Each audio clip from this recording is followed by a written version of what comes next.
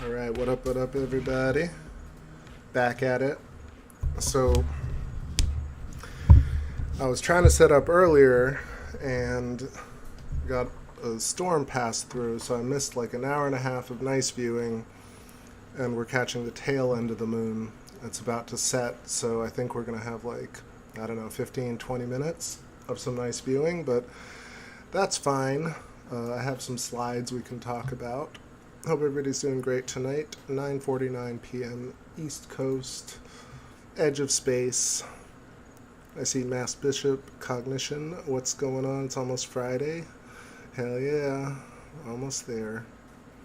It's been kind of a lazy week, to be honest. I guess today was busy, but this whole week felt like a Friday, one long weekend. But also my brain is kind of melting still because of all the studying, all the watching the videos, all the Stellar Metamorphosis stuff. Today I was getting back into it, kind of digging a bit deeper, trying to get more articulate about it. It's cool that Jeffrey Walensky saw the video and we got a couple more subscribers for him, and yeah, trying to put together some more ideas here. I downloaded the slide that we can talk about, and let's play a few tunes here while our friends show up, and then so I'm not repeating myself, I want to try and get a little tighter with the show. Evening, Patrick, great to see you. Thanks for all the comments yesterday and also checking out Jeffrey's channel. Let's see. Yeah, what was I just looking up? So I was just having dinner, so I have a little dinner fog brain.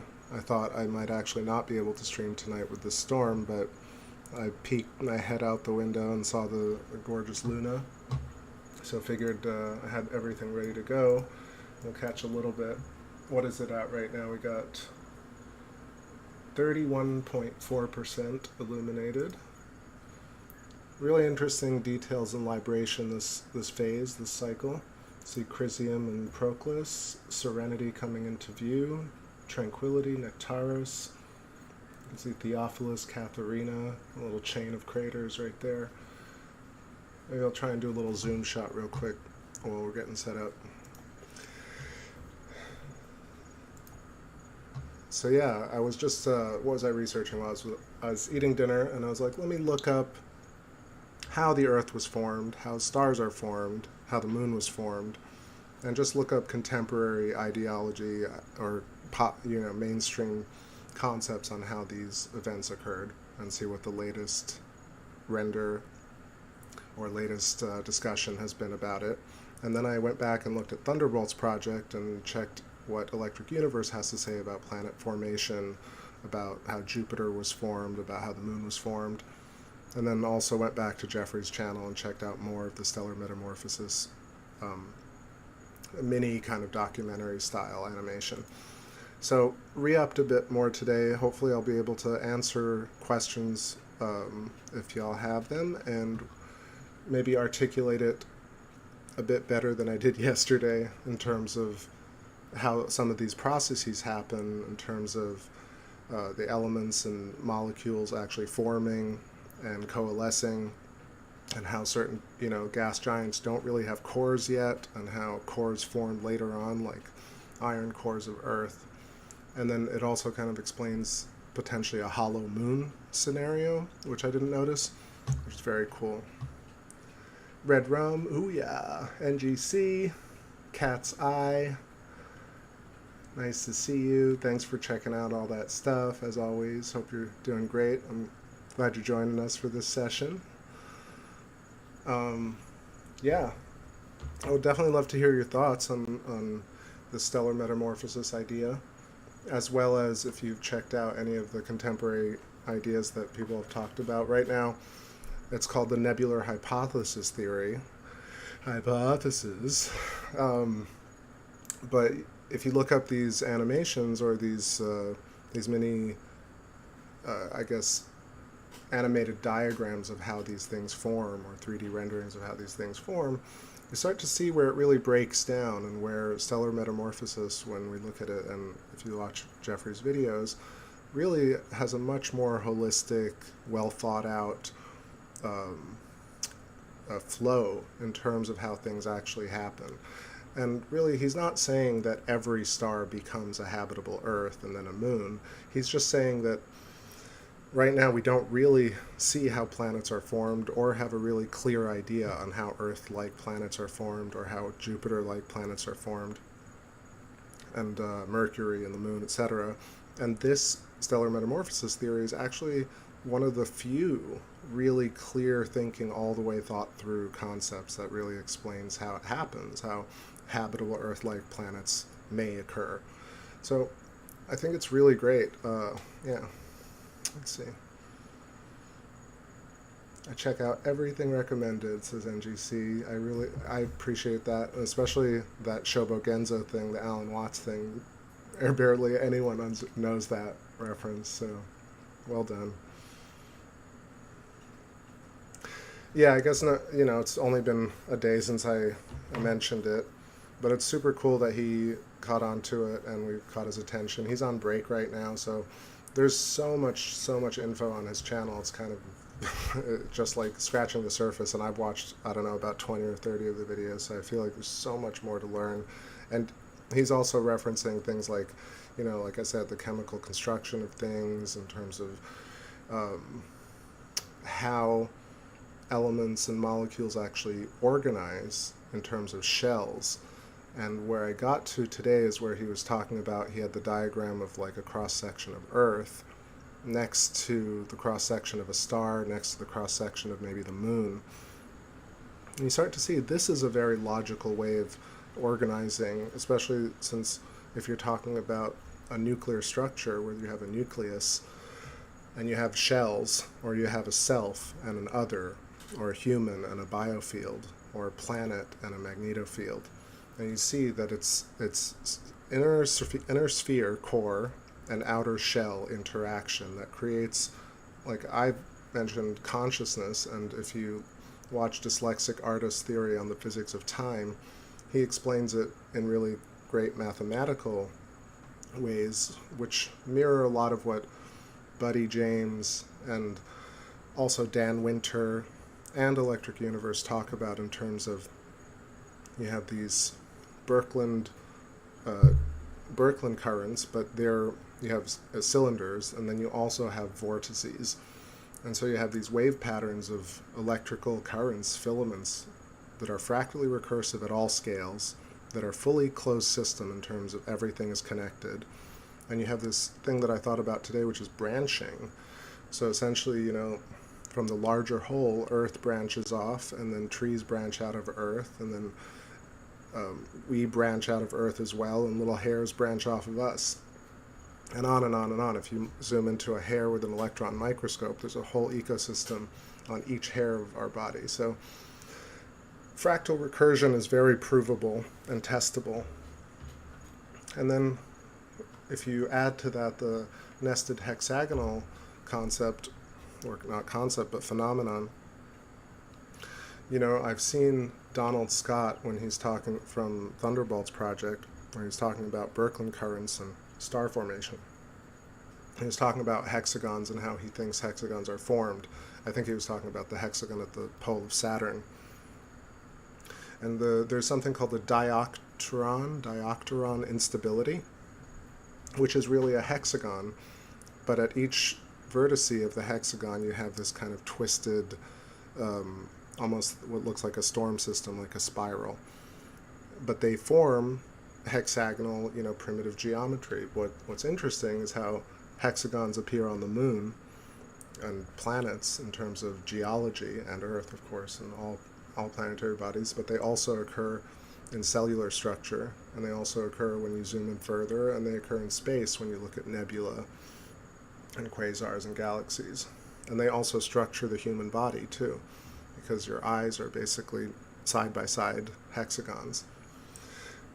What I think I wanted to bring into play was the fact that one of the things that is almost rarely talked about when it comes to, like, across the board from all these theories is the self, really. And I think Rupert Sheldrake touches upon it in terms of how we're connected to the whole.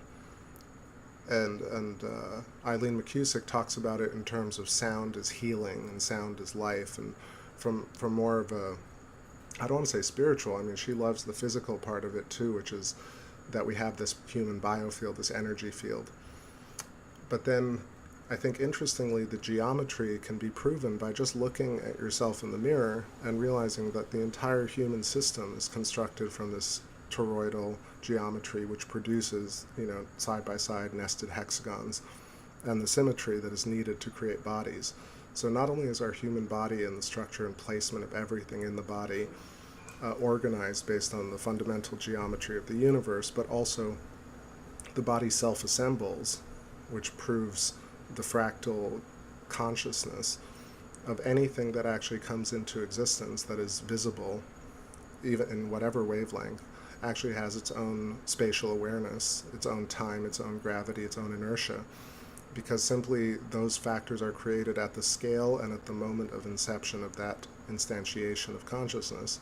That consciousness becomes a new bubble that starts to form its own tiny little bubbles. It feeds the rest of its solar system. And so if we look at it from stellar evolution, the stars are essentially doing what the quantum particle, a quantum instantiation of life is the same process pretty much as this stellar metamorphosis idea, basically Markland convection, crossing wires, creating a nebular cloud, which is and it bakes a star at the core. The star ends up turning into all the things and then comes all the way back around. So, checking out the chat here. Z pinch me. Electric eyes gets me into geology too, right?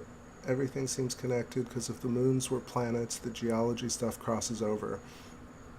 Well, a bit at first, like I mentioned yesterday, one of the main things that popped into mind was why everybody looks at the moon and they're like, that looks like continental plates and that looks like oceans. And I've talked a lot about, obviously, electrical scarring coming from either Mars or Earth or some other event in the moon's lifetime where it suffered massive electrical scarification that created a lot of the bubbling on the surface that ended up popping, so to speak, or creating these hexagonal lattices on the moon at every scale, right? Like the mare are hexagonal, pentagonal. The chains of craters are hexagonal, pentagonal, dodecahedral. The structure of the entire lunar surface ends up having similar type of geometry and spiral geometry. And I imagine if we could see something like Ceres or Mars up close, we would notice similar types of fractal recursion in terms of the shape of things.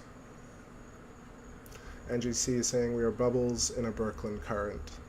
I absolutely agree, and I think not only are we bubbles, but these bubbles have layers of shells in order to become bubbles. So at the center of the bubble there's a point, which is a nucleus of some sort, whether it's a hydrogen atom nucleus or the nucleus of an electron, which may be pure inertial potential, right? There might not be like a hard nucleus at the center of an electron, but I still imagine that an electron itself is conscious, unless really those are the fundamental particles where you have an electron and a photon, or at least the concept of an electron, which is a vibration, an oscillation, and a photon, which is also an oscillation, and these interfere and create a single instantiation of life or consciousness, and that becomes the nucleus and the shell of an entirely new system. Bubbledy bubbles. So yeah, the moon, that was a quick one. It's already setting behind the trees. Let's listen to some tunes here so I'm not just like blah blah blah blah blah. But yeah, I've got the whole diagram that I downloaded, and we can look at that together after the moon sets.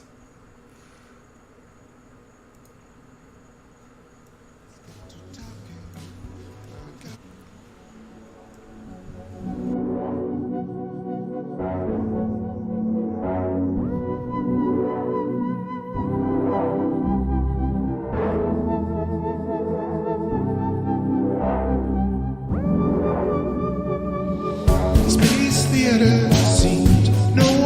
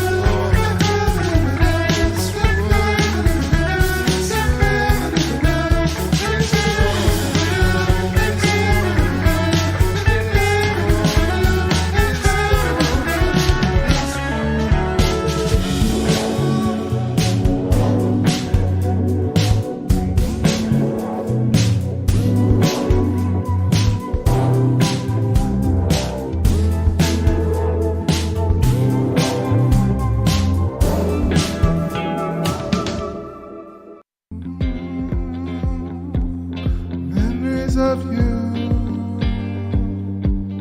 Always gonna run in light, dawn, starlight, kind, moonlight, shrine, or right side, or light tone, privilege ships in night's crown, fire like trees, chill like smoke, sign of home, inside shell. Where are you? I've been here, so it's all a spiral. All I know is everything we think about is gold, electric soul.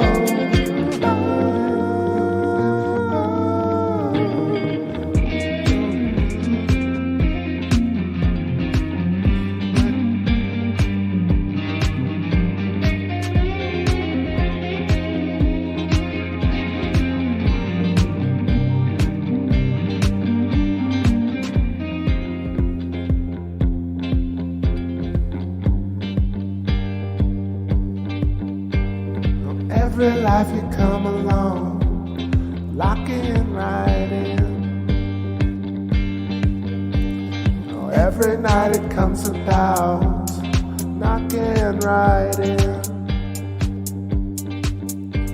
Oh, every life you come along, we'll fit right in. All right, that's a little demo of a new track. It's called Lock Right In. And yeah, we lost the moon already. That was quick. Dang. I'll try and get us some stars first, because I just want to vibe out a little. I feel like I rushed it last night. I don't need to do anything except sit and chill and watch the stars with y'all tonight. So let's do that. Drop me some questions if you have them. I see some requests for songs. I'll do that for show.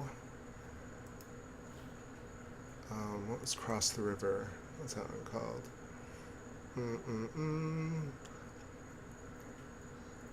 Golden and Float Across the River. What's that called? I forget my own tracks. That one is, let's see.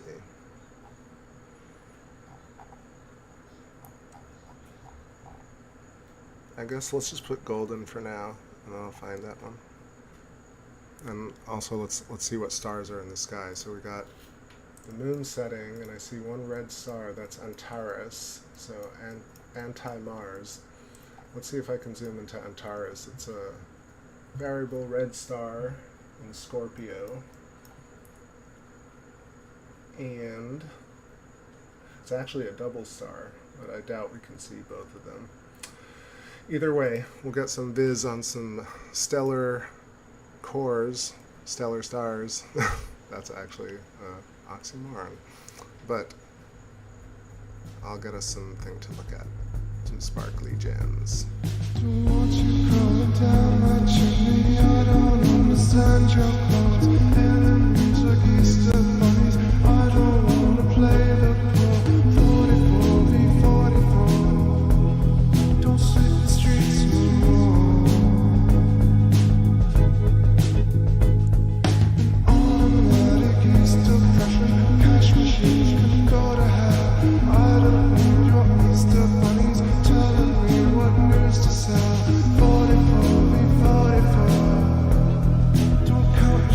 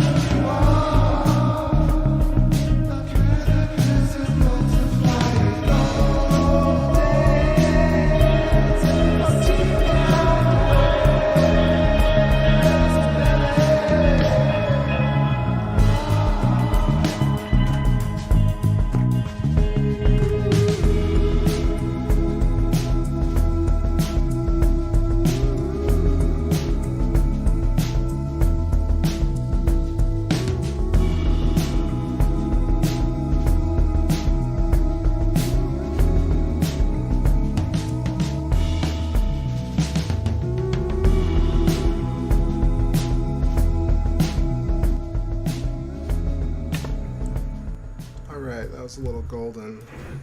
And yeah, it seems like this is Antares. Antares. I felt like it was going to glow a bit red, but the sky is not super clear tonight. We just had that storm, so everything's a bit hazy. Smash my keyboard, good job. Alright, let me pull up this diagram. Also awesome to see Pat and NGC dancing in the chat. They all are so cute and sweet. Have you seen how Dishy is made? They use hexagons for the antenna. Yeah, I mean, it's just so, I don't want to say it's common, it's just so recursive, right? We see hexagons everywhere, nested hexagons, and there's just nobody really saying that the reason it's like that. I mean, I gotta say, Buddy is saying it. I rewatched, just before this, I watched Buddy's Thunderbolt Project presentation. It's just amazing. Like, I think it's one of the best. Just in terms of all the things he touches upon, there are people in there that I haven't really researched as much as I should have, as I should still. So there's a ton for everyone to learn. Same thing with Jeffrey's channel.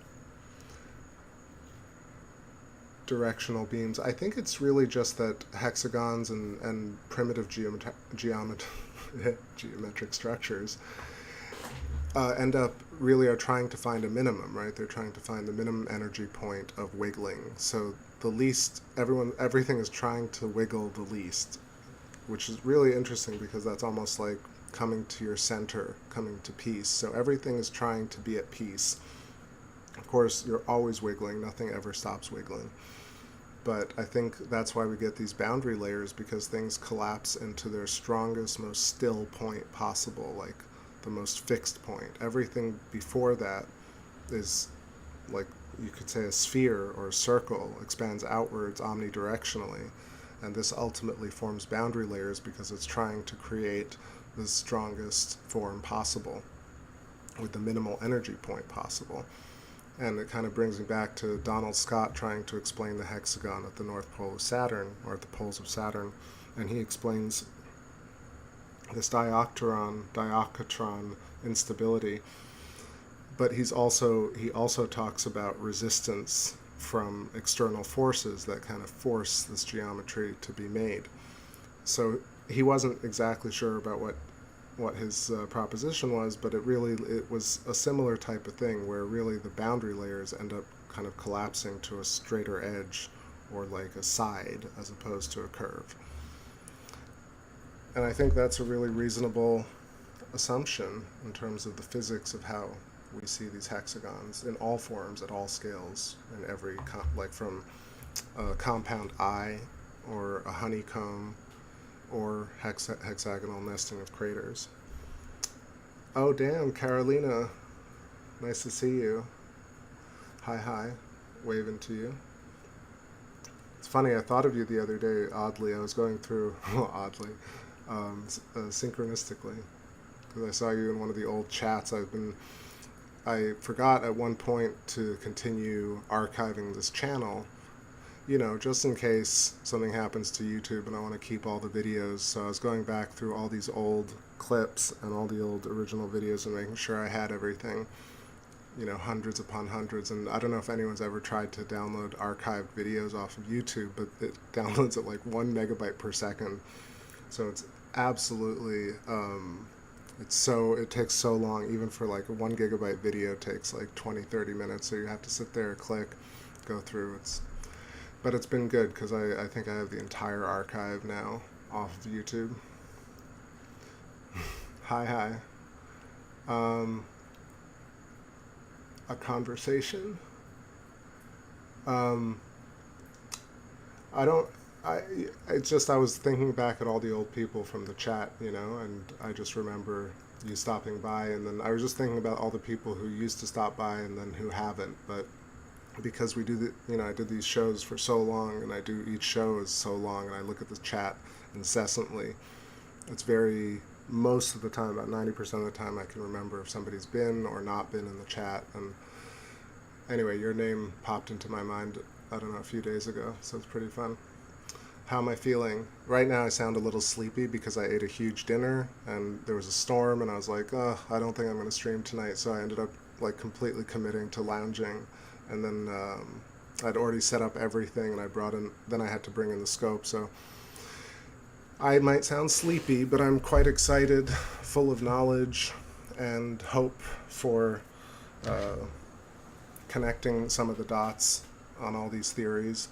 You see the title of the video is Stellar Metamorphosis Theory. This is something I stumbled across last week, or a couple of weeks ago now. This guy, Jeffrey Walensky, found it, came up with it, it dawned on him, he put it together. But this idea that essentially like the formation of planets and ultimately moons and asteroids come or originate with star formation. So instead of or planets being born in the accretion disk model with the nebular hypothesis, rather they are actually stars themselves that have lost, angular momentum now.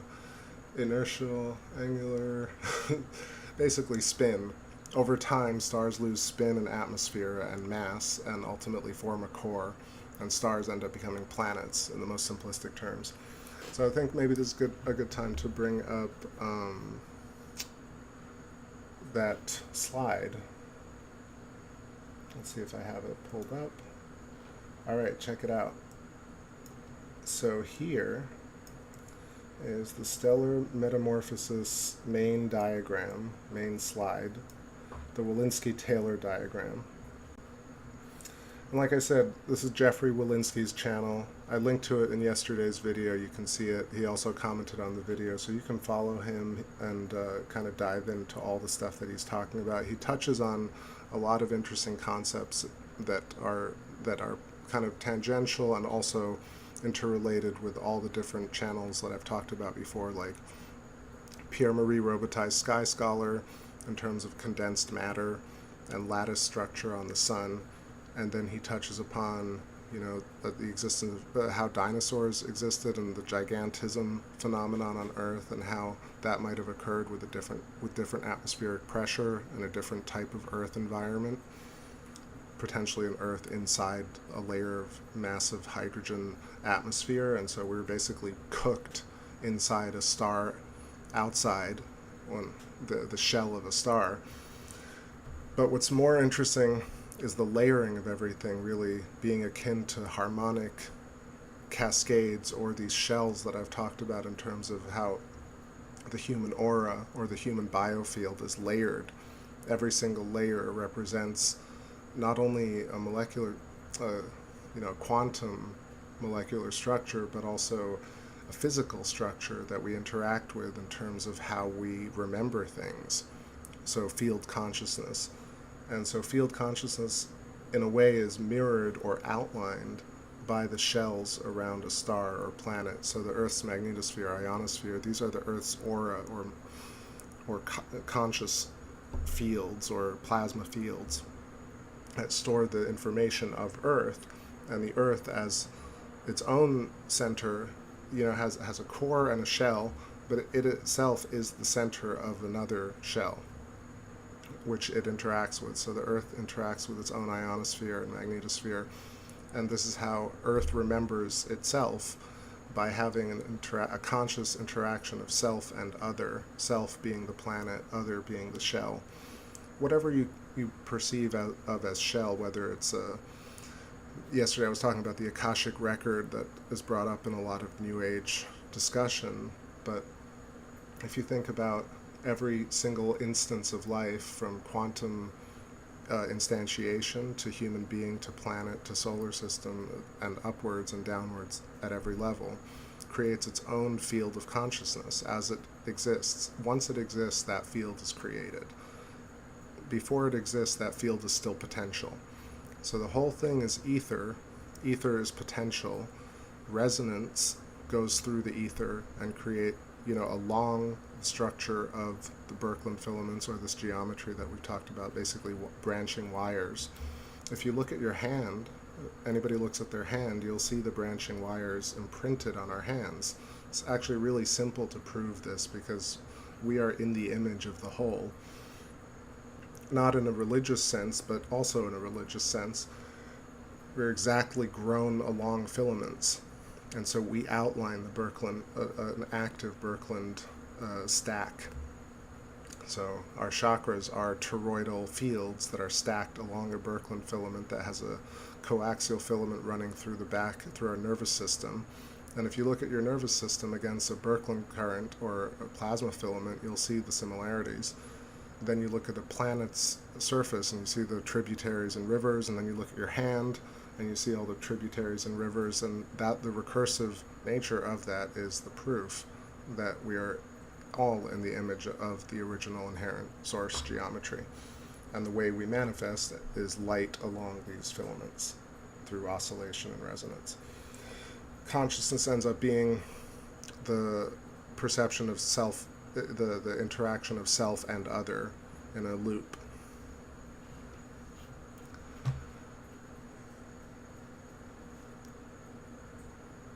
Alright, so let's just look at the stellar metamorphosis thing.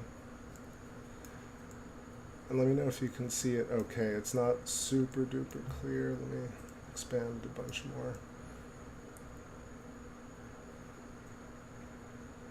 Alright, so in simple terms, I want to do a bunch of videos on this and speak about it more articulately and more specifically each time, but yesterday I spoke about it very generally. Tonight I'm going to talk a little bit more about it in terms of how this chart works, and obviously watching his videos you'll see really a well thought out presentation. I'm just really reinterpreting it and trying to simplify it for my own purposes and to also share it with y'all as just a new piece of information that will allow you to derive other ideas from it by just knowing about this, which is a great sign, which is a sign of, I think, good science, is when you hear something and whether you believe it or not, it opens up new doorways to other discoveries.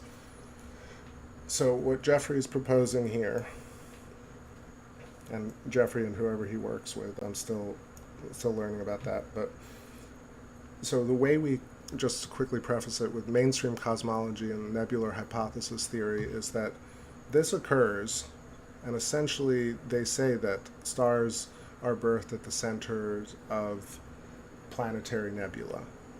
So this initial moment of birth of a star is pretty much agreed upon.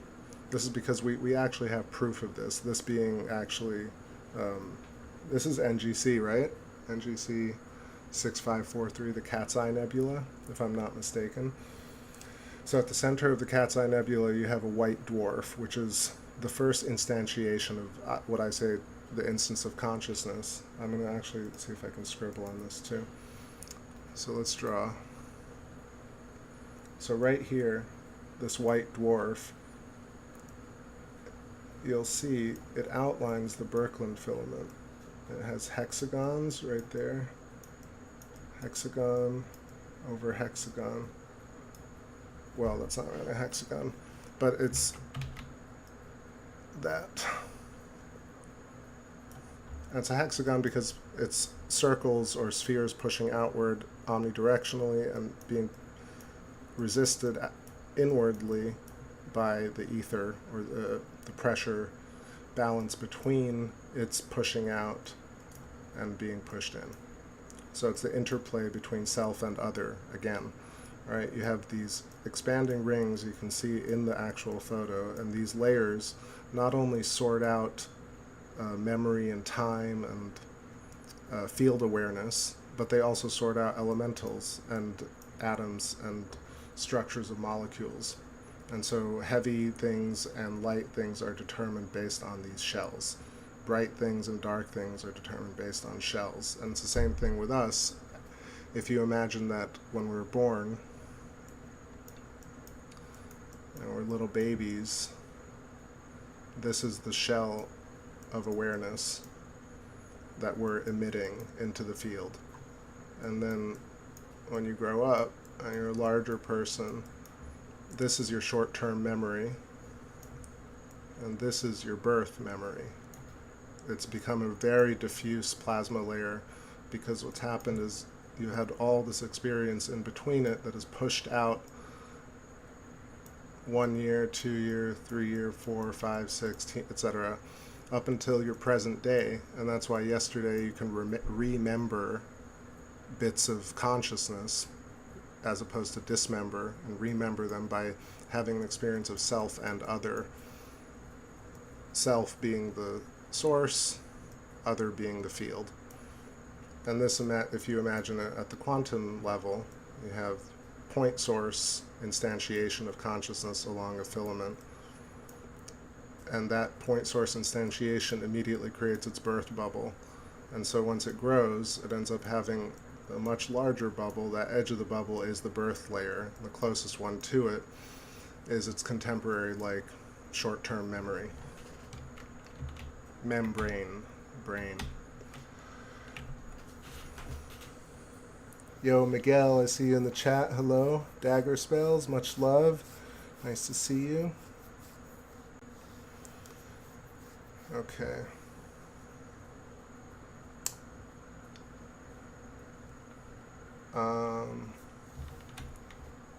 Okay, so I'm kind of mixing it up here, and just because, I don't know, I'm riffing a little bit, you know how I do. Let me reset this real quick.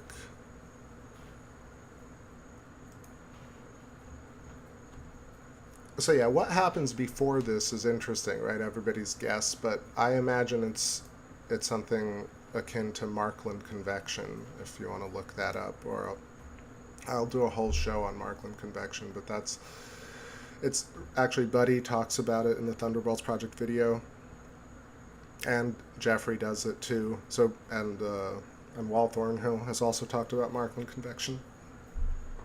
So it's not unknown, but I think that is actually the main piece of this. This is how the first little spark is formed, is Markland convection, or basically crossing wires, if you want to think about it very simply.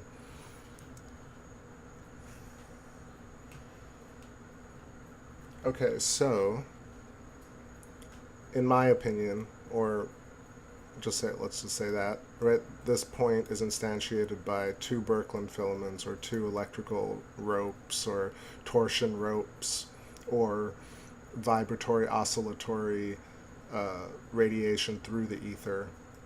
And at this point, they create a star.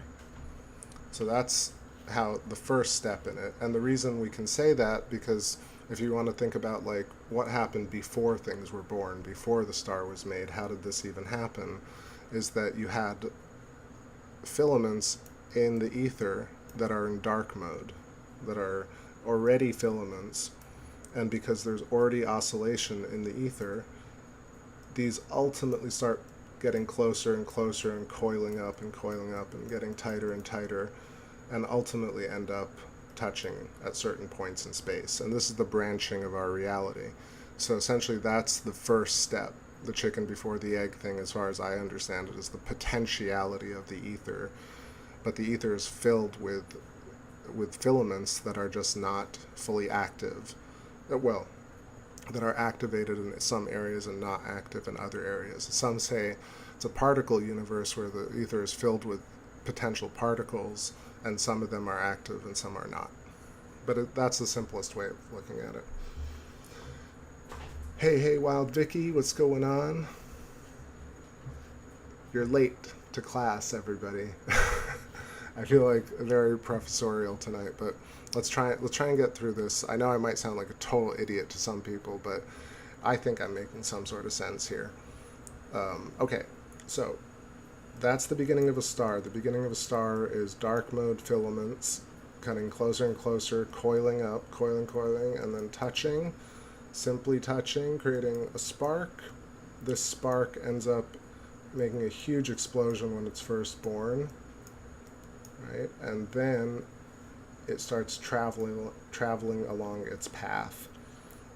To me, I imagine the path, that's not really denotated here, the path is likely a spiral. Not only is it a spiral, but it's a cascading spiral, and it's also moving along a Birkeland filament, right? Because what we perceive as movement is just in and out oscillation. or resonance. So the perception of movement is really just, whoops, is this moment, this moment, this moment, this moment, this moment, all along a Birkeland filament.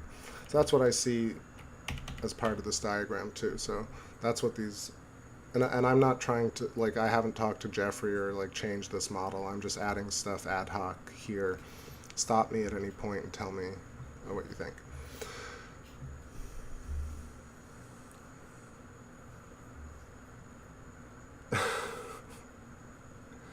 Didn't do my homework last time because I'm not a pervert. Maybe I'm not getting the reference. Patrick says, I wonder if this will become more evident with the James Webb and the research. That's a whole thing unto itself as well, because it's what it is doing, it's allowing physics to start moving past the Big Bang cosmology. Really, I mean, I know that sounds idealistic, and for somebody like me who's very jaded and cynical, it's like very idealistic, but I really feel like physicists and astrophysicists and astronomy in general has been desperate to get away from the idea of a Big Bang, and James Webb is actually allowing that. But I still think it's like ages away before they embrace this idea of giant electrical currents in space. If you really talk to your average pop mainstream astronomer, they'll completely deny electricity in space, and they'll go right to a gravitational collapse model only, gravity being the only dominant force in space. And it just doesn't make any sense that the quantum world, like everything that everything is made of, operates on electricity pretty much, or electromagnetism, and but giant things only operate with gravity. Like, no, tiny things operate with electricity, electromagnetism, and create what looks like gravity. And electricity and electromagnetism at the largest scales create a different type of gravity. Everything at every scale has everything, the potential for everything. It makes way more sense that way.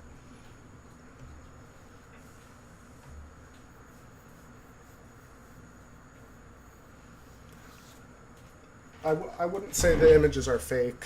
I've seen the images. The images are amazing. I mean, it's more, the big conspiracy here is the interpretation of the data. The data itself is not, well, I don't want to say it's not fake. I think there are two different things. One is people think there are a lot of photos of a thing, but there are actually not that many photos of a thing. And when I say a thing, electron microscope images of DNA, images of a cell, images of an electron, images of Earth from space, images of Uranus and Neptune. These, you'd think with all the content we have that there would be thousands of pictures of these things, but there aren't. And then you have, and so where that happens, then you tend to have tons more renderings and CGI representations of objects like this, like DNA. So if you look up DNA, you'll get 90% pictures of human conceptions of DNA versus an actual image of a DNA strand. Does that make sense? So that, I think, to me, is a big part of why people think things are fake, besides the whole conspiracy that everything is fake.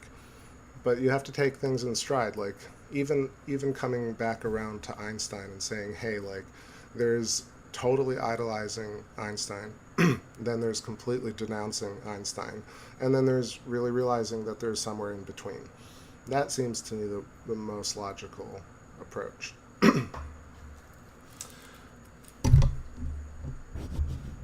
The hackers have inserted images for themselves. I don't know, NGC, those, well, maybe. I mean, I guess I haven't read that story either.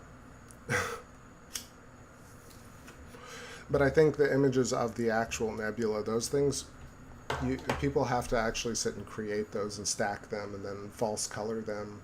There's so much work to be done to create any of those images, so I'm not sure. The conspiracy is that there's no conspiracy.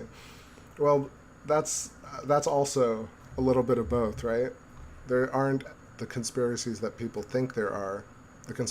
Here, I'll give you a very simple conspiracy, and then we'll get to this diagram. I know I've been just literally lollygagging right before we get to blue dwarfs, but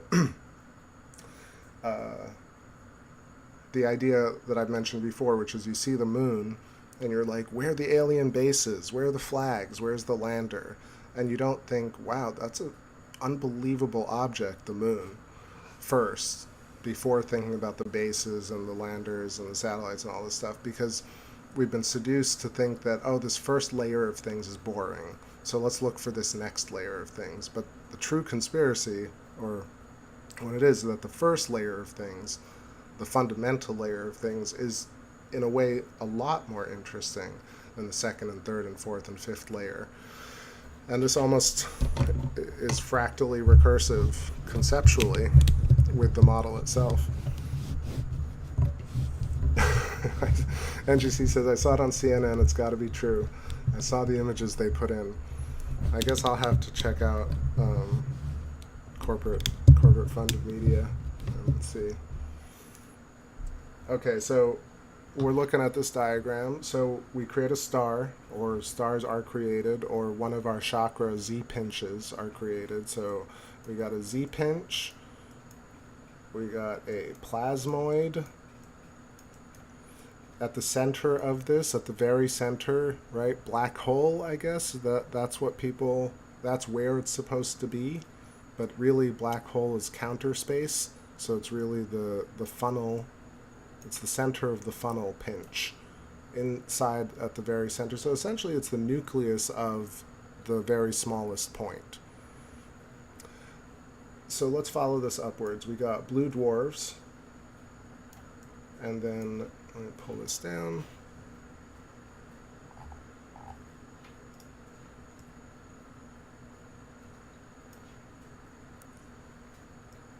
So what's happening here is once these Birkeland currents create a plasmoid, it moves along the Birkeland filament in a spiral, and it actually starts to grow because of all the energy and all the angular inertial momentum. So it's spinning really fast, and it's really, really bright, and I think it's really, really hot at this point. These are all like primal, primitive, first layer gases, hydrogen, helium, as far as I understand it. If I say anything wrong here, please forgive me. I'm still learning to phrase it correctly and to explain it correctly, so either correct me or I'll correct myself at some point. I know yesterday I said some weird stuff that might not have been correct. Like red turning into yellow versus yellow into red. But so we have blue giants, and these are the stars that we see in the night sky constantly. Most stars are these two types of stars. Granted, we do see these like Orion Nebula, like Cat's Eye Nebula, like the Trifid Nebula. You see the birth of stars. So we are also seeing Markland convection and Birkeland filaments creating Z pinches. So we also see Herbig-Haro objects that are those, that's actually the thumbnail of this video. And that is, you see glow mode plasma in space outlining the Birkeland current, or the filaments, whatever you want to call it. I've seen so many theories now calling them ropes, magnetic ropes, or torsion ropes, torsion fields. It's so funny how everybody's got a conception of this, but everybody wants to be right about their own conception of it, and they're sitting there like trashing other people, and I say trashing, that might be extreme, but just being like, we all believe in electric universe, but just my version of the electric universe is right and everybody else is wrong. And also, I'm being a little bit, I'm exaggerating, but Ken Wheeler does it. Even my this guy who I really like now, Jeffrey, but Jeffrey does it a little bit. Sky Scholar doesn't really engage with anyone else, doesn't respond to comments really, or really doesn't go off track from what he's really trying to work on. And you also have, I don't know, what am I thinking of? But people, it's so funny how people want to keep themselves isolated. Like, I wonder if Rupert Sheldrake has watched Thunderbolts Project. I imagine that he has, right? Or Wal Thornhill has talked to, I don't know, I mean, maybe this Demystify Science podcast will bring everyone together, but I feel like we need, like, this cross-disciplinary filamentary structure of independent scientists to come together and create Z-pinches. All right, so let me keep going here. So the proposal here is that the spin is very fast right here. We got this Birkeland filament going through it. What's happening is we could imagine it maybe that as it's moving or instantiating across a Birkeland filament, this angular momentum is reducing. Its atmosphere is also expelling into space, into the ether, into the vacuum. And it's also, so it's losing some of its atmosphere. It's also becoming more complex, and it's also slowing down spin-wise. And then we get to white stars. These are also tons of stars that we see in the night sky, a bit smaller, spinning a bit slower, more complex, less atmosphere.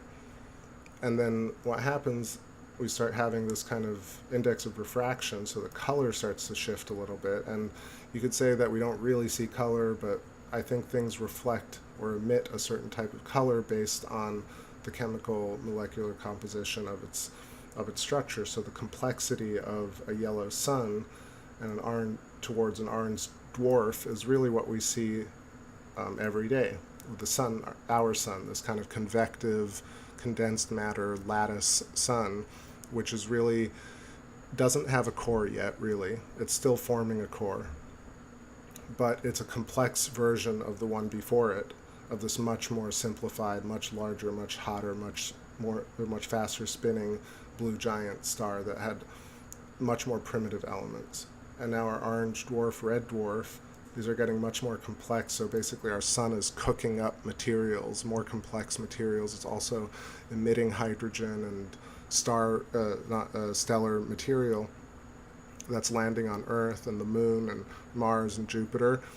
But so is Jupiter, so is Earth. Earth is also losing debris and matter into space, and it's affecting other planets and stars and comets. So everything is affecting everything, because things are emitted along Birkeland filaments, right? Nothing really traverses the universe if it's not along a path, and that path needs to exist because the actual object doesn't move. It instantiates, it comes into being at points intervallically along Birkeland filaments. So yeah, so NGC says, so Earth is older than our sun.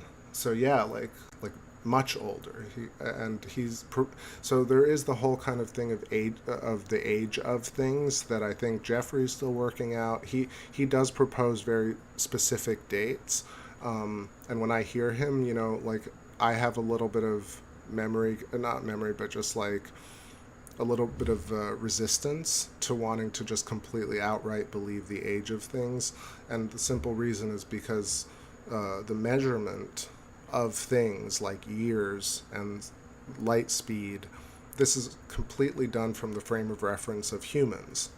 Right? It's not done from the frame of reference of a planet, and it's not done from the frame of reference of a quantum particle.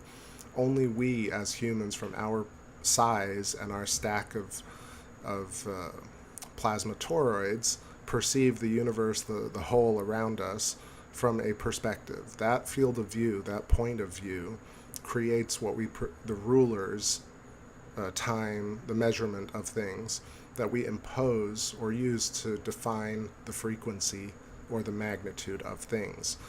So when people say things are 50,000 years old, I just think that maybe 10,000 years ago, a year wasn't as long as it is today, and therefore you have a less of a linear type of effect, less of a monotonic past, but more of a gradation of a past, where as you go further into the past, years get shorter in terms of perspective, because the entire universe is changing and shifting, and Earth is aging.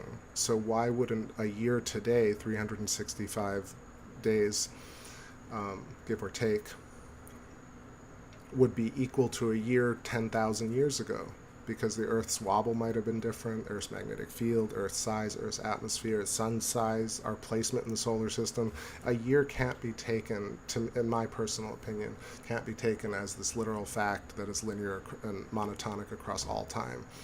So you change years, and then you realize that light speed similarly can't be taken from only a human perspective and say, no, this is how light operates from our perspective, therefore that's it. I could even say, like, maybe I'm wrong because fractally things should be able to operate at all scales the same way, but then it kind of proves its own point, which is the fact that quantum has its own version of light speed, humans have their version of light speed, planets have a version of light speed, and it's not different light speed, it's the same light speed, it's just a perspective from that vantage point that changes it. Sorry about that. Carolina says, you're doing it flawlessly. Wish I could talk about what you're explaining, but my English is not that developed to say something that makes sense. Maybe. That sounded very eloquent, and I appreciate the compliment. Miguel, I'm very lost in English. Bye-bye, people. Miguel, I'm sorry I'm going off on the nerdy side tonight, but I hope you stop by on the next stream. So, should I keep going here? I feel like I need to follow through with this, just because if you want to come back and rewatch it and kind of break it down, or you want me to slow down, I can do that too, but I'll just follow through because I'm still halfway through the chart. In very simple terms, it's just that the stars we see at night possibly end up as habitable Earths, and and further turn into the moon, asteroids, and then debris, and then get swallowed back up into stars. And the process continues. And it's just it's a brand new way, or not super brand new, but a newly discovered way to explain planetary formation, instead of saying that you have a star and you have spiral arms of a galaxy. And right now, they say that this turns into a star with planets around it that we have today, our solar system. And what Jeffrey's saying here is that instead of these planets forming from the dust and debris, the accretion disk model, where they just fuse and create in place, that actually each and every one of the planets, from Jupiter to Earth and everything, was itself a star, which is more symmetrically holistic and fractally holistic than everything else, where why would something like this create different things here? This would create versions of itself. So even if it did create in this way, well, a big part of the accretion disk model that doesn't work is there's not enough heat or power, really, for the debris to turn into fully fledged planets. And this is why it's really kind of not people don't talk about why it's flawed. They just take it for granted because you can see these shapes. It's an airplane passing by. That's funny. But yeah, so instead, this model, Stellar Metamorphosis, says no, like, actually planets came from stars, because that's the only way you could cook an Earth into existence. So if we follow our star, our sun that we see pictures of, so it's spinning less fast than this one, and it's lost a lot of atmosphere, and also its surface has become liquid metallic hydrogen, right, which is what we see in our sun right now. And you have closed loop magnetic flux ropes or systems across the surface of the sun showing the convection. Not only that, the center becomes cooler and the outside becomes hotter because you have plasma double layers forming, is what I think is happening. And so inside each of these systems, the same system evolving, it's layered, like the human body is layered with bones and fascia and then skin and then hair. Planets and stars, stars turning into planets, are also layered. So if you've seen those diagrams of the 3D with the layers cut out, so inside the star, a core is forming around, I imagine, right around the Jupiter gray dwarf area, right here, where angular momentum, I keep forgetting this, angular inertial momentum, so basically spin, is reduced and reduced and reduced, atmosphere is jettisoned outwards, and ultimately we get to something like a Jupiter and a Saturn. So I didn't see if Jeffrey talked about this, but I feel like Jupiter potentially collapsing into something like Saturn could explain where Saturn gets its rings from, because an outer layer of a plasma ball, well, a plasma water, well, it's not even that, right? Let's go back a little bit. So if our liquid metallic hydrogen, and we're cooking a planet core at the center, and this is where I need to kind of study a bit more. So what he's proposing is that the atmosphere is raining down different types of materials as more complex materials form. Things like, he mentioned diamond rain, and then he talked about ammonia rain, and he's talking about like where Jupiter essentially has this outer area which is starting to create these flows, where I just want to talk about counter rotation for half a second, where, you know, the structure of Jupiter are all these bands. And essentially, if you look at the plasma filament through it, you see that you have counter-rotating currents, or like hydrodynamic laminar flows. So one flow is moving this way, one flow is moving that way, one flow is moving that way, because it's outlining a Birkeland coaxial twisting Birkeland torsion rope. I'm just using all the words now, all at once.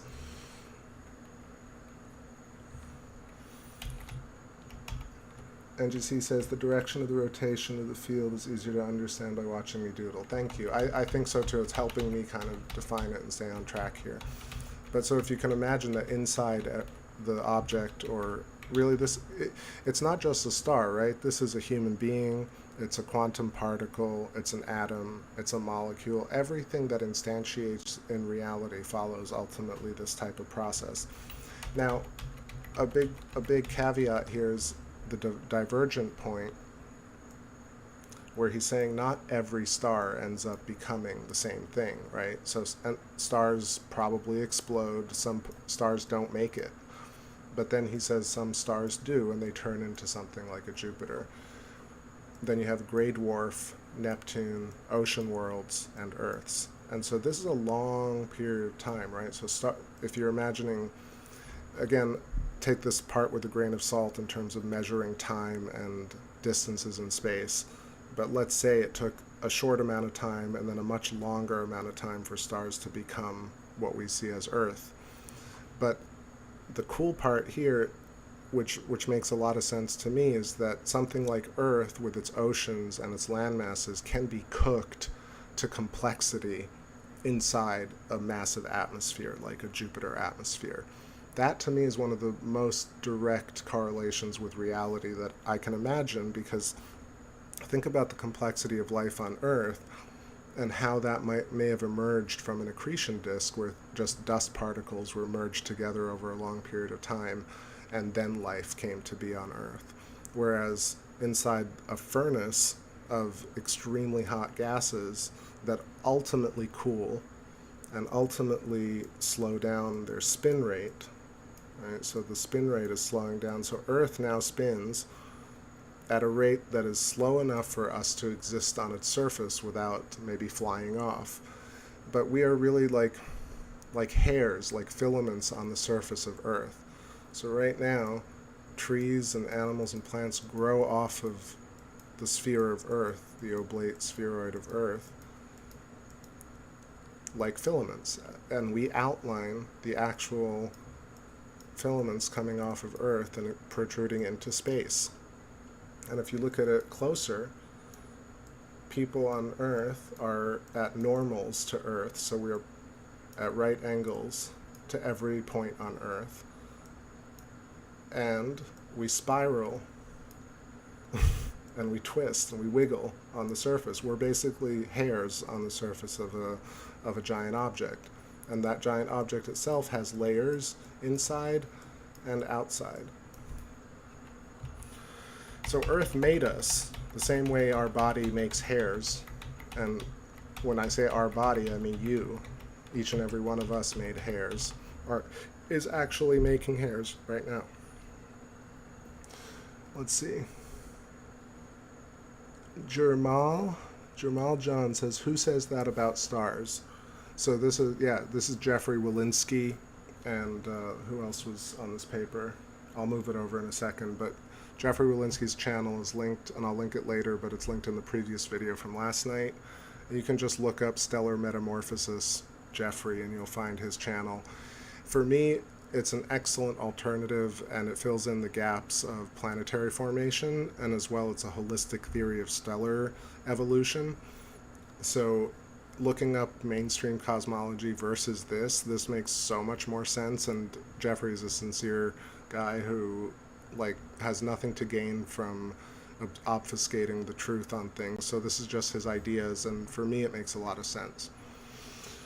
I'm just trying to kind of simplify it and interpret it from a lens of electric universe and taking into account all the different things that I've studied, and also try and simplify some of it because it is really dense, at some points, and so I'm trying to simplify it but also keep all the details in here. Silent Murmur saying, my idea about forming a science group reminded me that Ramon Carriega from the Geometric View excuse me, started an alternative site for publishing studies. Oh yeah? Let me know what it is. I mean, actually, if you don't mind emailing it to me, TakeBackSpace@gmail.com. That'd be great. I think I remember Ramon, actually. I might have been on one of the shows on the podcast with him early on at Electric View. I forget what he was talking about, though. I'm in the middle of a big move, so it's distracting, but he mentions it in one of the most recent Geometric View discussions with Buddy James. Okay, I'll take a look at it if you're busy. It's fine. Hey, Astralis, I see you in the chat. Wave to you.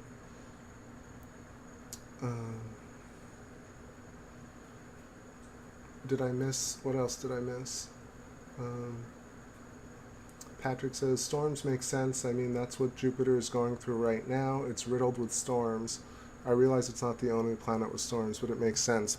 Yeah, well, I think it's interesting if we imagine, what I was trying to figure out is, what Wall Thornhill and Thunderbolts Project says about Jupiter, what mainstream says about Jupiter, and what Jeffrey is proposing here. And I think it's interesting because Jeffrey is saying something that Wall is saying, which is that Jupiter could be hollow still, right? It doesn't really have a surface formed yet. So if we think about Jupiter, it's still kind of forming complex matter and raining down complex matter to maybe a tiny nuclear core of sorts. It's still energetic and not really, it's not really liquid rock yet, right? It's not really an iron core. So Wall Thornhill thinks there's a hollow Jupiter, but he also proposes that all planets are hollow, and I'm not actually sure that that's correct, which is cool because this is the first time I've considered it, because when I heard him say that, also sorry I'm going so quickly, but it's one of these things where people think the moon is hollow, and what's interesting here is that Jeffrey's model actually fits with that. The fact is the moon could end up being hollow, but it's because at that point it's fascinating because Jupiter doesn't have a core yet, so Jupiter could be hollow but layered with I think molecular structure that doesn't have a solid core yet. It develops a solid core between Jupiter and I think Neptune's and ocean worlds. So right around here is where we have Neptune and Uranus, which let me just see if I can't quickly pull up a picture of Neptune, because it's super fascinating. I've talked about it in the past, but we have so few pictures on Neptune. And this to me is one of these things that really, what I liked about Jeffrey's theory is that he's actually talking about Uranus and Neptune, and most people do not mention them for some reason. They're like, oh, their axis is tilted, they're really weird, and ha ha ha, funny name, but no one really explains what's going on with their surface and why they're basically water worlds. So let me just see if I can't pull it up over here.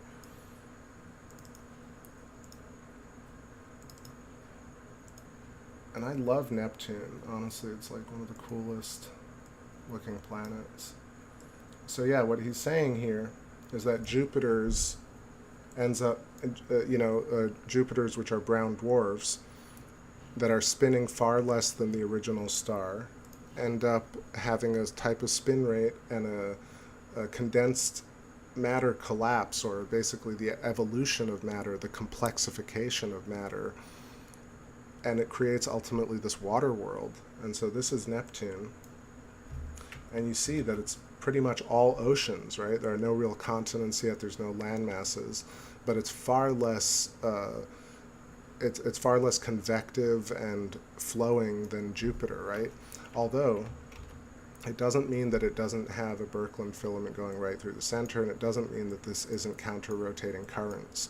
Earth is even counter-rotating currents. It's just that it's just that it looks different because we have land masses and it doesn't go completely. It's not as symmetrical as this, but I imagine that this is similar to Jupiter, and you almost see what's happening here. This is, I think, a node along diachotron instability. You see, and really what it is, it just means that there's a flow going that way and there's a flow going that way, an electrical current, right?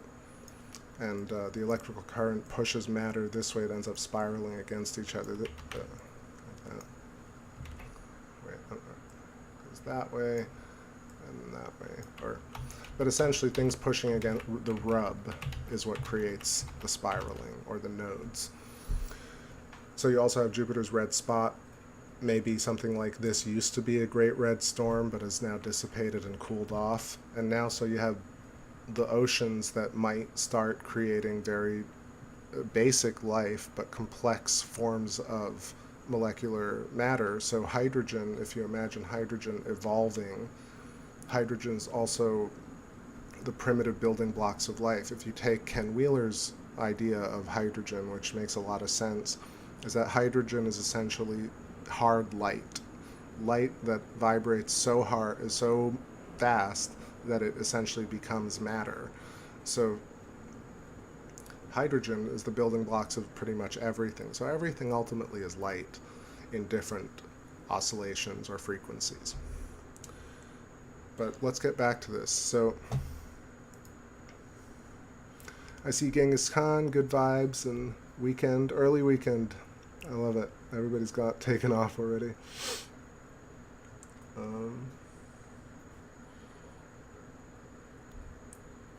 Neptune Tune. All right, I'm going to take a little break right after this. Let me finish up here. I know I've been talking a lot. Thank you, Silent. I appreciate that. All right, so we got a Neptune pulled up. So Neptunes, the tunes of Neptunes. Yeah, that's the next album, Neptunes. So water worlds, and then where are we at? Yeah, so Neptune's here. So Jeffrey's proposing here that Neptune is now also way older than our current sun, and also older than Jupiter. That's a really cool idea. You know, right now in mainstream cosmology, all the planets are the same age. And it just kind of locks you into a certain type of thinking.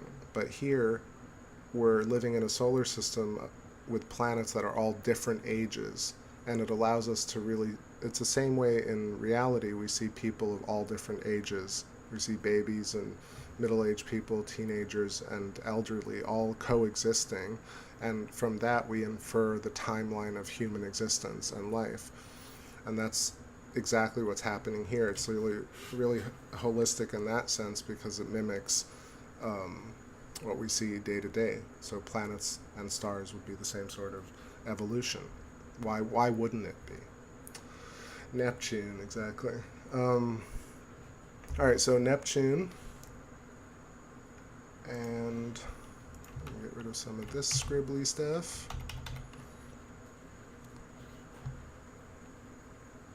Pull the slide up a tiny bit, and then let me pull this up a little bit more. Okay, so now we're getting to where we are and where there are other things to consider. So essentially the core, the continent the continental plates that we stand on currently, the rocky body of Earth that is surrounded by oceans, is the core that is formed inside a brown dwarf, gray dwarf, a Neptune, and then ocean worlds. And ocean worlds that in this theory,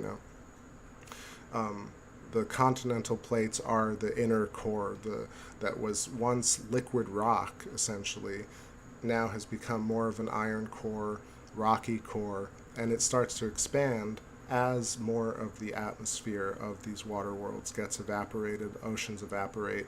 So ultimately you get to this nice equilibrium here, where you have the rocky inner core, and enough of the water has evaporated, and therefore you have a lot of water and a rocky structure at the same time.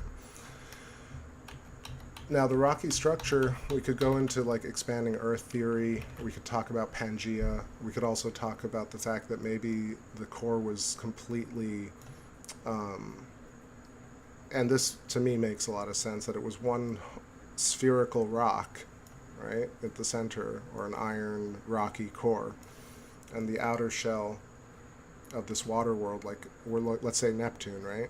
Neptune has this atmosphere, has liquid, it actually cascades elemental structures in its shells.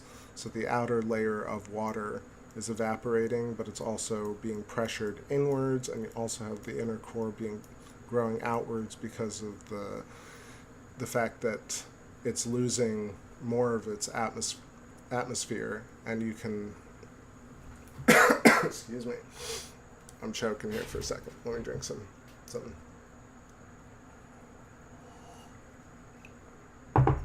The Birkeland filament is choking me.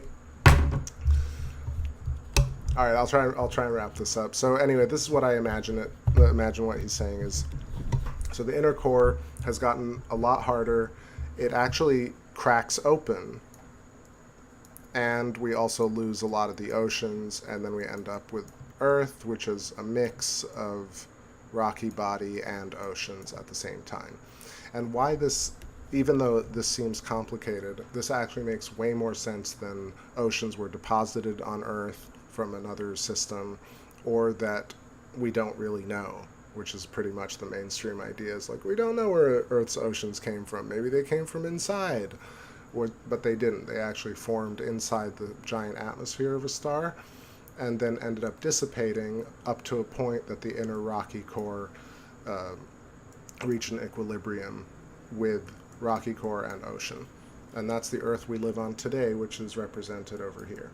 We also have an inertial angular momentum, which our spin rate is a particular rate, and it's actually decaying, like everything does. So born, early life, midlife, golden years. And so we're living in the golden years, pretty much, of Earth. That's why we have what seems like a fine-tuned system, is because we emerged when it was fine-tuned. That's why the universe actually favors life right now, or at least Earth favors life, is because we're at a point in the star's evolution that favors life, not the other way around. Not that life emerged and then you think about, like, why do we exist? We actually exist because it was ready, Earth was ready to create us, or the star was ready to create us as little hair filaments on its surface. So let's keep moving. So Earth, our Earth right now, right here, starts to become uninhabitable, which has already started. It gets hotter and hotter because we're losing the atmosphere. Oceans begin to evaporate, and the spin rate slows down, and then gets to really Venus and ultimately Mercury and dead moons. And the dead moon is our Luna, which is, when I was watching this for the first time, I was like, holy fucking shit. I gotta tell my space fam about this, one. And two, it's just like kind of blowing my mind, because you start to imagine that that the moon might have been an Earth once. And that's like, and also it might have been a star once. In fact, like in this model, it had to have come from a star. right? It didn't come from little debris merging together to become a moon. It actually itself was a star, and potentially itself was a habitable Earth that ended up becoming dried up and desiccated and calcified. So ultimately, what's interesting here about a hollow moon idea is that because the angular momentum is reducing, the spin rate is reducing, it starts explaining things like Mercury's orbit around the sun being basically not spinning at all, and also explains tidal locking for our moon instead of just saying the Earth captured the moon and it's tidally locked, and because you see it that way. That's what mainstream says when you ask about tidal locking. It's like, it's locked because you see it tidally locked, and I'm like, that's not the why, that's just describing it. But anyway, this actually explains why the spin is basically gone, because like when you spin a top, the top ultimately slows down over time. The decay of spin is a logical idea. What's happened? Microwave Soda says God made it. Well, if you're God, then I agree. Silent Murmur says the rotation speed may depend on where our solar system is around the galactic center, or the chimney which runs from Taurus. I agree that spin is related to the Birkeland currents flowing through things as well. But I also think that in this particular system that we see, in our solar system at least, spin rates of Mercury and Venus and the moon fit this model really well.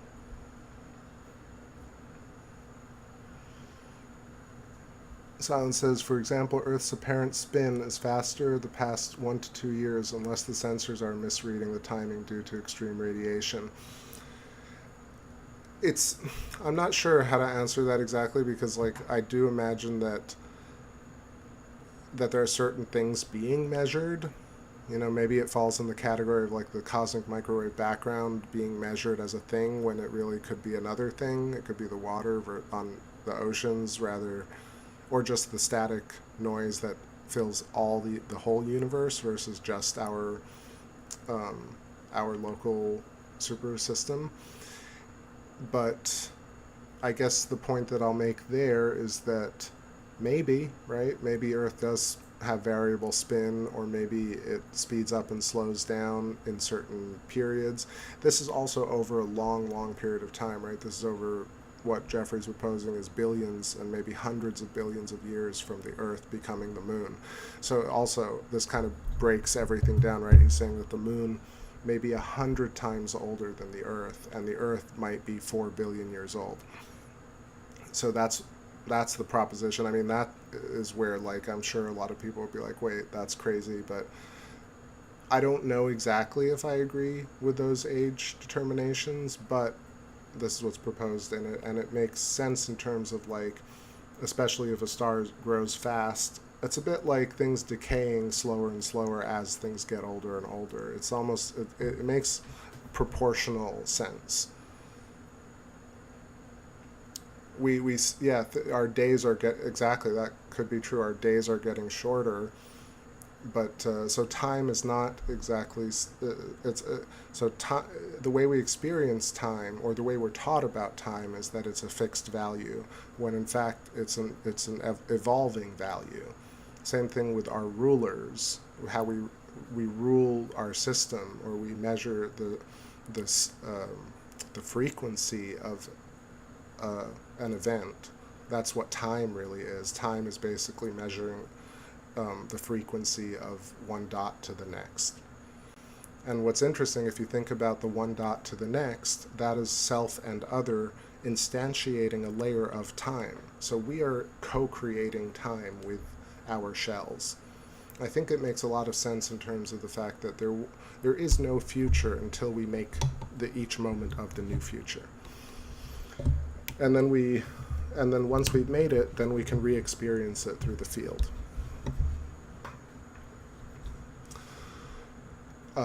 So let me finish this up real quick. So the wonderful idea here is Earth ends up becoming the moon, or Venus. This is very cool. It is a stretch, but it's actually really interesting to think about. And then we can imagine that potentially a lot of the lunar features were continents and were oceans, and ultimately ended up drying up. Really, the moon being an old Earth is just something I've never really imagined before.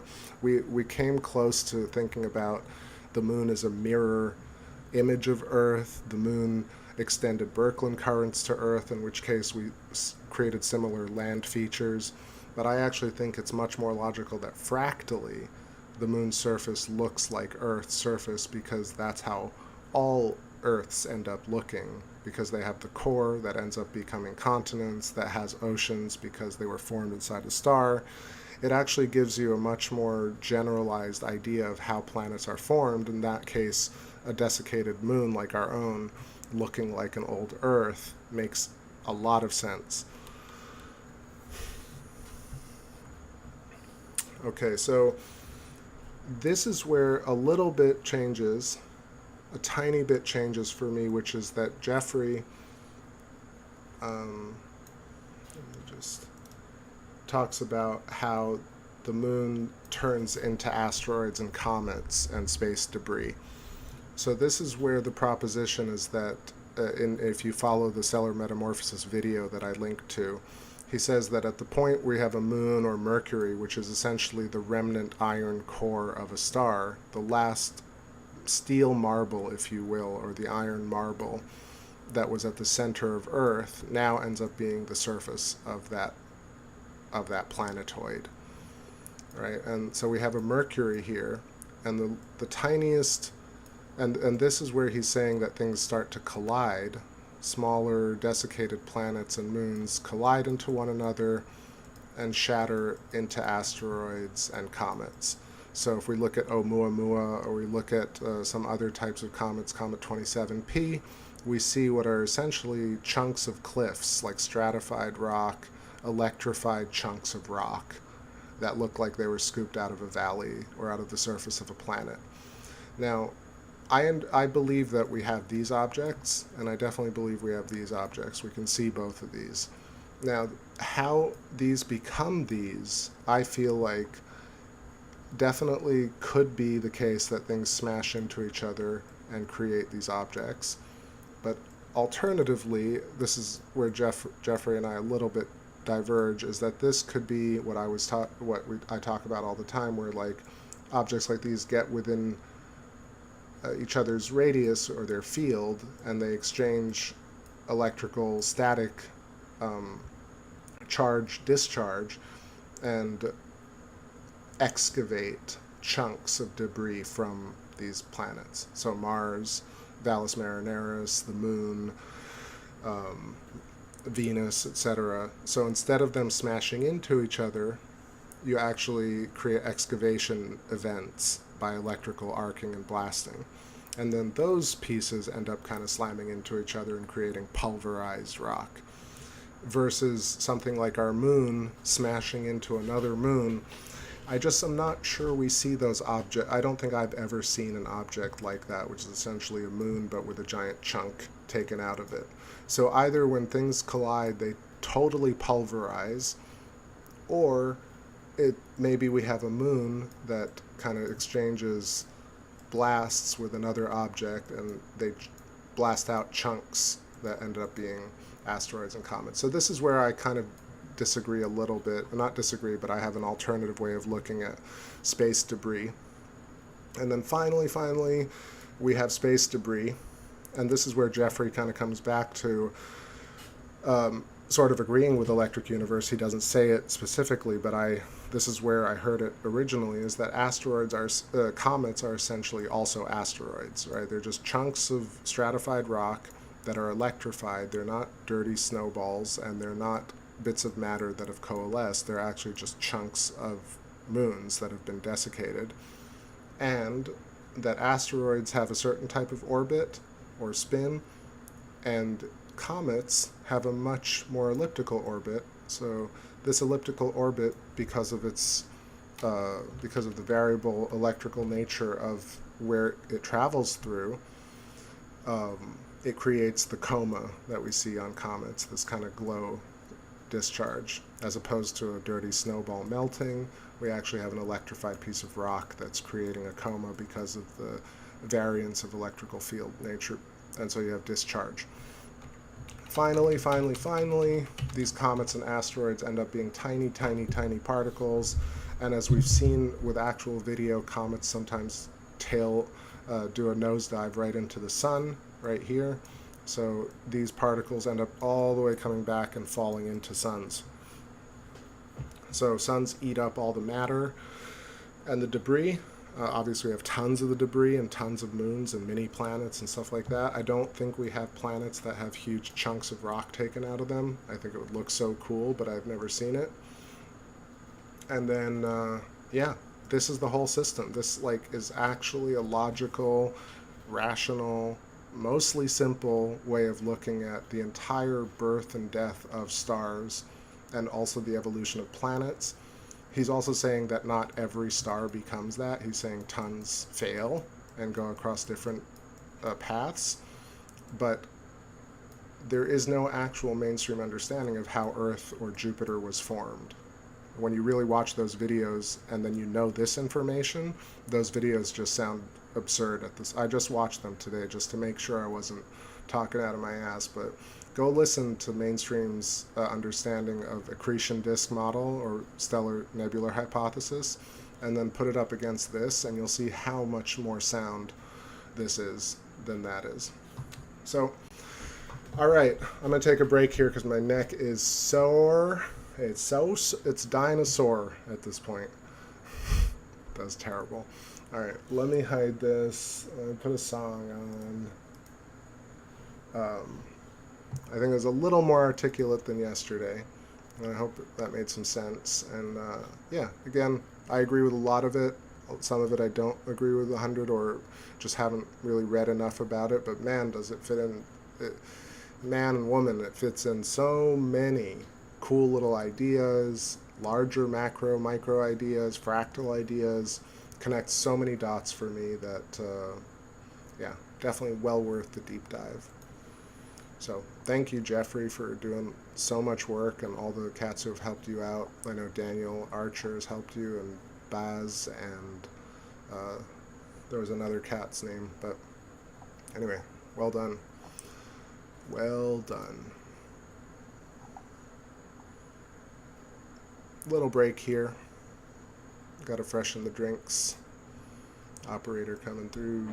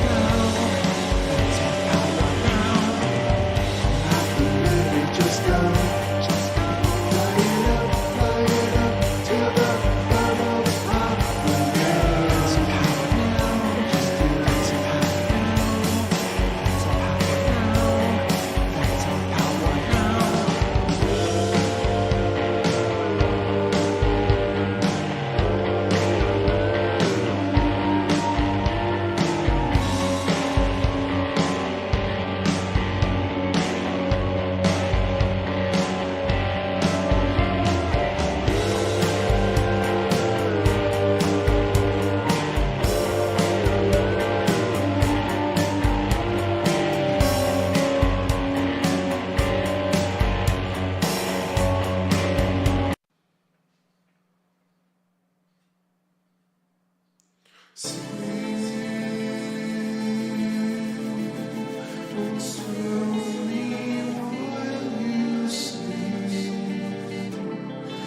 will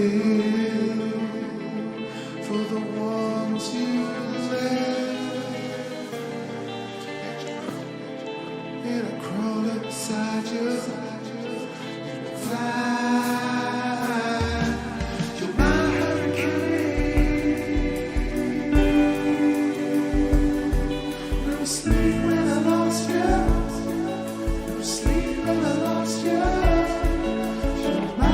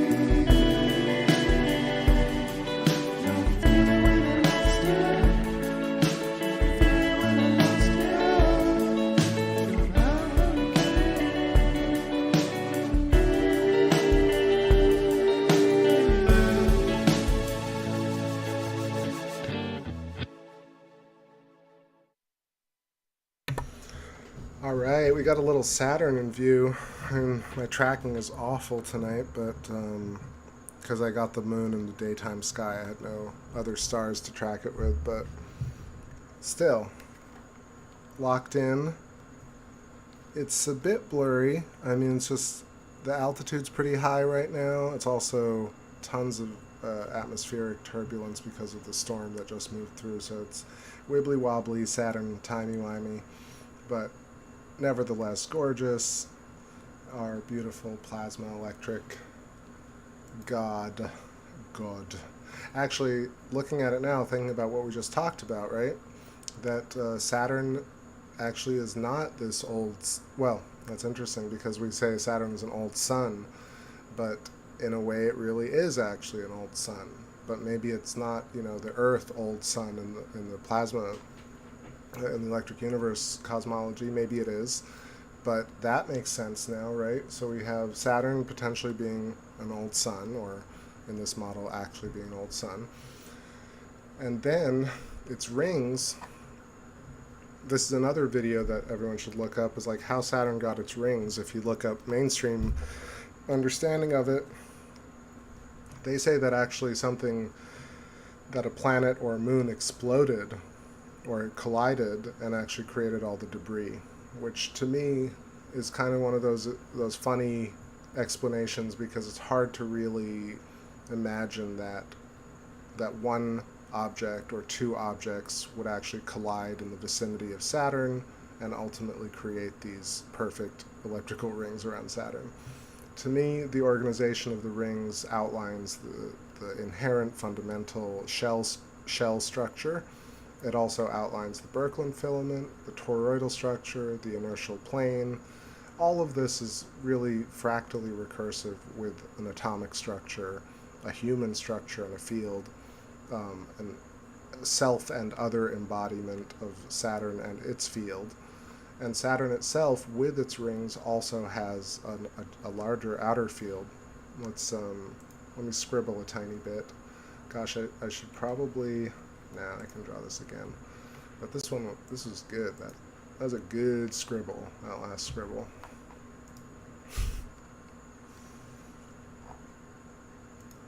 That's good. Paint up here. I am so nerding out tonight. I know everybody wants music, but I'll get to that right after I do a quick little thing here. So right, just a couple of new ideas about Saturn that no one's really ever looked at Saturn and then scribbled on Saturn and then also said these things, which is, okay, maybe Saturn is actually turning into an Earth. That's crazy. That's just like a crazy idea to imagine. It's just not something I would have ever really considered.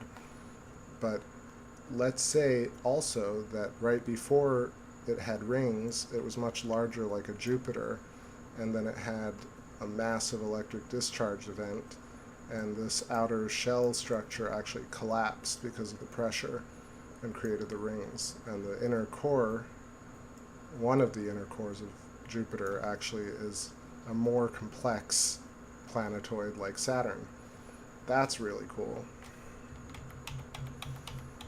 Hey, Chris Parker. Old G, what's happening?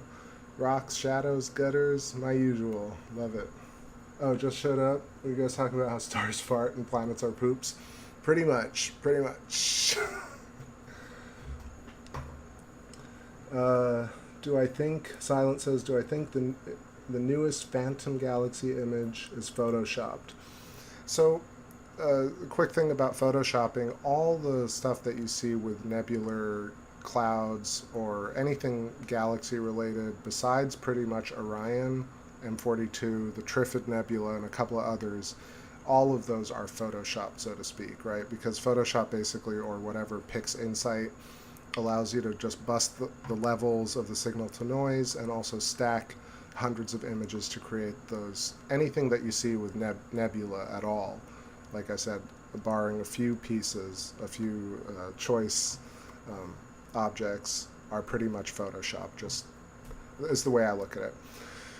But are they fake? Are they forged? It's hard to say, because those types of objects really outline the bubble nature of the universe, and you could basically fill in a color gradient into whatever type of image you want, and as long as there was a bit of level signal to noise, like white to black or black to white gradation in the shape of a fundamental object like a torus or a sphere, it's hard to tell if that's something that we can see or something that was added later. So unless it looks really weird and it looks just like a gas bubble, then it's probably real, and it's probably photoshopped. But doesn't mean it's fake, right? At least not in my opinion. Mostly because you all have seen me take pictures of M42 live, but if I took like 500 pictures of M42 and then I stacked them all and then brought them into Photoshop and messed with the levels and all the sort of stuff, it would look far more not more interesting, but it would bring out a lot more detail. And so, and I wouldn't consider that faking it, right? It's just using tools to evoke more detail. So, let's see. So what was I saying? So yeah, Jupiter turning into Saturn, super cool idea. Saturn turning into an Earth, habitable Earth, actually really freaking amazing idea, right? Saturn losing its rings over time would actually make sense, because let's say Earth had rings, because Earth went through the similar type of process. Earth now lost its rings, but our layers, our magnetosphere, ionosphere, the layers around Earth still exist in terms of fundamental electromagnetic structure or etheric pressure structure. And finally, what else? We have inertial angular momentum, so spin rate of Saturn, and we also have the hexagon. If we think about the hexagon, just this idea of a diocatron instability, which that's what I should just pull up. So, god damn it. I tried to have this mic shield up tonight to prevent hiss and background noise. I think it's a bit better, but I keep smashing it into the keyboard. Diocatron instability.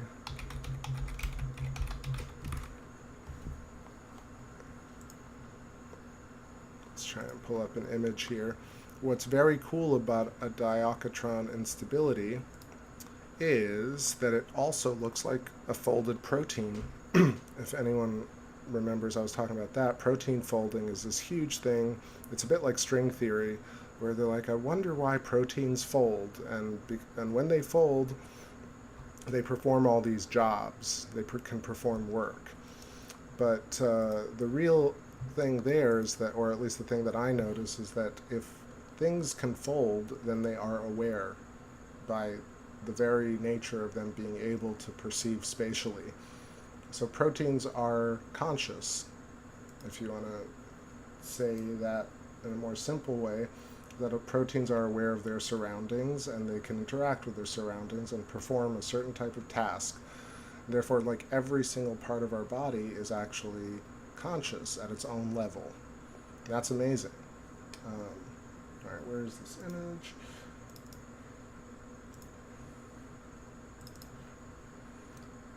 This is the closest thing I've seen that looks like the hexagonal storm on Saturn. But it also, the hexagon in nature is fundamental, right? Because what's happening is it's different bubbles pushing against one another, creating boundary layers. So nested hexagons or nested honeycomb or bubbles in a sink, you can see big bubbles next to small bubbles, and everything is kind of touching. But these points, these kind of pearls on a string idea, are even more interesting because these are, I imagine, looking top down into a Birkeland tube, into a coaxial filament. And so this is like a laboratory reproduction of a diocatron instability. And Buddy James talked about it, and Donald Scott has talked about it, and this is kind of why it seems like you have these here. Why I think it's actually happening, just quickly, is you have counter-rotating electrical spiraling. So this is going that way, and then right outside of it, the spiral is going that way. Right outside of it, the spiral is going that way. So you have this kind of free-form tubules that are pushing against one another, and what's happening is you're getting magnetohydrodynamics, or laminar flow, where this is pushing that way, and that's pushing this way. And in between, it's kind of creating vortices. And it's creating vortices, but if you look at it top down, it's here, and we're looking at that top down, which is why the poles of Saturn actually end up creating this shape. What else is happening is that the outer densities are pushing inwards on a sphere. So you have a sphere or a circle pushing outwards omnidirectionally, and then the structure that it's within, the etheric plasma pushing back in on it, the dark energy or dark mode or plasma or antimatter or counter space, or just pressure balancing, basically coming into equilibrium, ends up forcing it into having boundary layers. So circle against circle, circle, and then you get side-by-side boundary layers. I'm being a little bit sloppy because everything is falling apart. I'm super hot, and my tracking is horrible. But anyway, that's a new thing, diocatron instability. Let's hide that. Go back to some Saturnian views.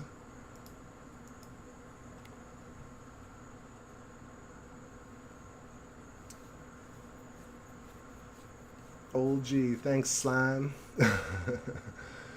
Let's see. Can you put out a calendar for the next year with your best shots? I could.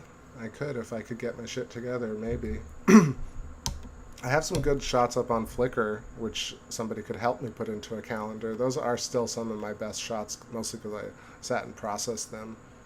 The last few years of streaming has just been like sitting and getting just pretty good shots and mostly talking.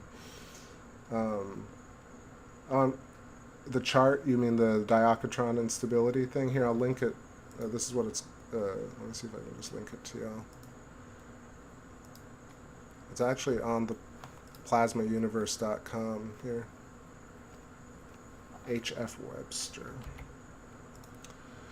I don't know, it's so cool. There was a point a few years back where I was like, it's an electric universe, but I'm limited. I don't know what else is going on. What else can we figure out? There are so many questions, but I feel like with Stellar Metamorphosis, with some of this new stuff that's happening, especially variable speed of light and variable time, basically scalar and fractal time, fractal inertia, which just basically means that at every single point in our universe, everything has consciousness as we know it, which means spatial awareness, knowing what's around us, knowing what we are in relation to self against other. And people will argue that it's not true that some things are conscious and some things are not. But I think that as soon as anything exists, it is the very definition of consciousness. So consciousness is defined by instantiation of resonance in etheric plasma. Once resonance occurs in plasma, you get Birkeland currents, twisting, and Markland convection. Stars are formed. Those stars are also hydrogen atoms. Those stars are also human bodies. Instantiations of consciousness imply and necessitate consciousness by the very nature of them existing as self against other. And I know that sounds complicated, but if you just, it's you and your field. And as soon as you experience your field, then that in and of itself is the definition of consciousness. Self-perceiving field and creating a new layer in that field to perceive that as the past. And while you're creating that one, you're creating your own gravity, your own time, your own point of view, or your own frame of reference.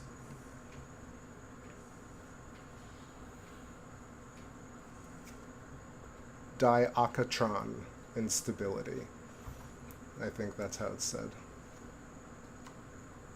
It's also called a slipping stream plasma instability. Is one of the most ubiquitous instabilities in low-density, non-neutral plasmas with shear. That's what the effect is. So shear is basically one layer rubbing against a layer moving at in the opposite direction. So your hand moving across, let's say, a reptile skin. You know how like you can go across, or those fabrics, you know, that have the little tiles on them, or the little flippy tiles. You rub your hand against it, and one side is really smooth. Rub your hand against it the other way, and it gets really rough. And so shear, I imagine, is that two surfaces kind of rubbing against each other, going in different directions. At some points, get so taut, and so the torsion gets so high that they create these nodules that you see here. And that's how like. And what's really happening is because it's nested cylinders that are rubbing against one another. It's not just like flat planes. No pun intended. Cybercelly, what's going on? Anything that has a waveform vibration has consciousness, in my opinion. See, that's how I think about it. Look, only because I think something I've been thinking about, right? It's like people are like, well, this is conscious and that's not conscious, right? So if we take that as kind of a way to question this idea as to whether things are conscious or not. But even when you talk about something, you're instantiating a concept of a thing, and therefore it immediately becomes conscious. Once you bring it into light, so to speak, we create consciousness, we co-create instantiations of consciousness by existing and talking and listening and sending out signals into the field. Therefore, we are literally bringing things forth into existence. So as soon as you even mention something, that means it is conscious, even if you don't see it as a version of human consciousness, right? So let's look at it this way, which is like, people are like, well, proteins and red blood cells and DNA are not really conscious like humans are conscious. But I would argue that they are actually exactly as conscious as human consciousness, but they are experiencing it from that perspective. So it's like having all humans look relatively the same, but we all perform different functions, and we all look slightly different, but just similar enough that we can all perform pretty much all the functions. And even the most, so the way to really look at that even further is the morality and ethics completely fall to the wayside in this case, because you can say, oh, this person, that person. The most evil person can still grow a body, and the best person in the world can also grow a body and eat and crap and do all the things, right? So morality, ethics has nothing to do with it. Simply the actual inherent structure of reality allows for capacity, and capacity is variated. It doesn't have to be exactly like a human experience in order for it to be conscious.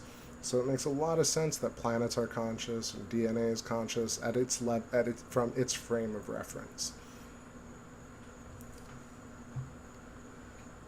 Okay, a little bit more music here, and then I think I might wrap it up. I feel like I've gone on for like 3 hours. Is that true? Damn. This was a show. True show. True show. Oh, true show.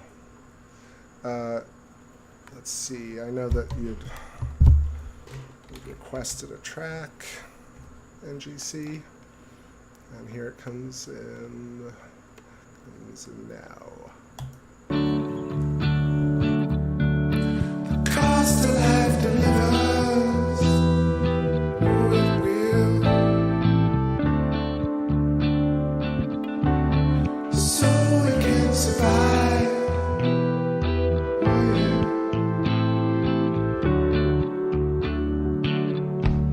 And now we cross the river.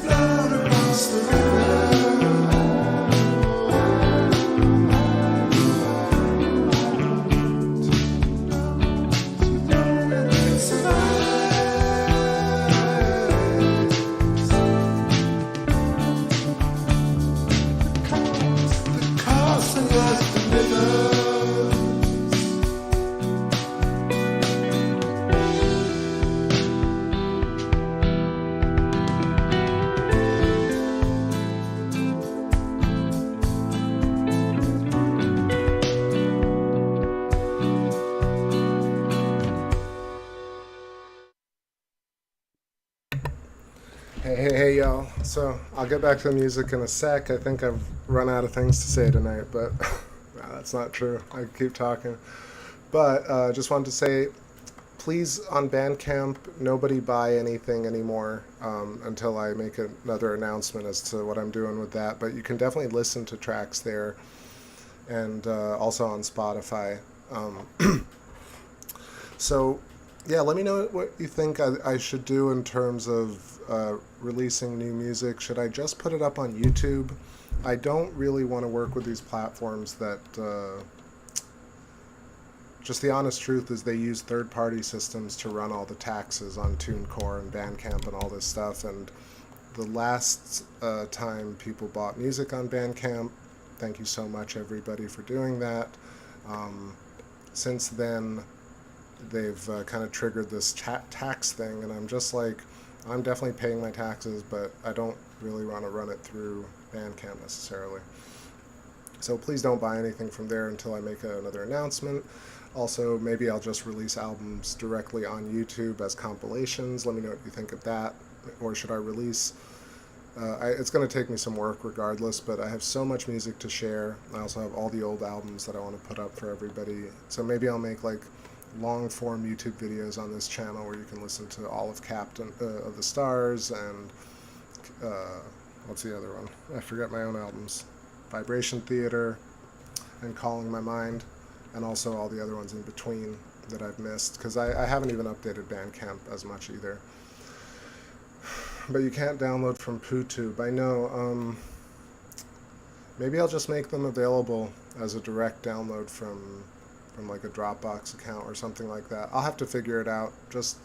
But I really appreciate over all the years that people have bought the tunes. All my close fans have pretty much picked up a tune here, or most of them, or the discography. So very, very kind. And at this point, there are no new sales. So anybody who's listening to this, just make sure you don't like drop any cash there. If you would like to make a contribution to the channel, and you don't have to, you can directly PayPal, TakeBackSpace@gmail.com. But maybe we'll do something like that where I'll just provide a link and y'all can pay whatever you want through the PayPal account. We can just do a direct thing. At least that is all set up. So anyway, that's a little bit about the music. Let's keep going here with the tunes. Yeah, it's just, I know it's not a big deal. It's really more that they use third-party systems to do the verification, and those third-party partners are just like, don't have any websites, and it's weird, especially the Bandcamp one. It's like, there's really no, like, I don't really want to put all this data into a third-party system if I don't have to. And also, I don't really need the money. I do this for the joy of it and the science of it, and to share the tunes with y'all, so that's the deal.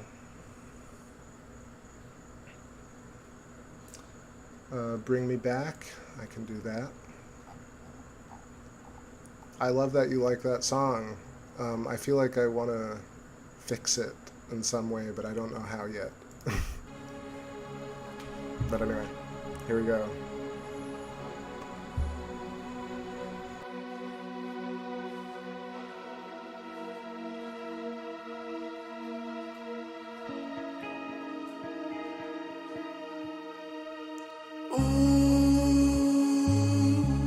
Just brings me back. Oh, bring me back out of the cold.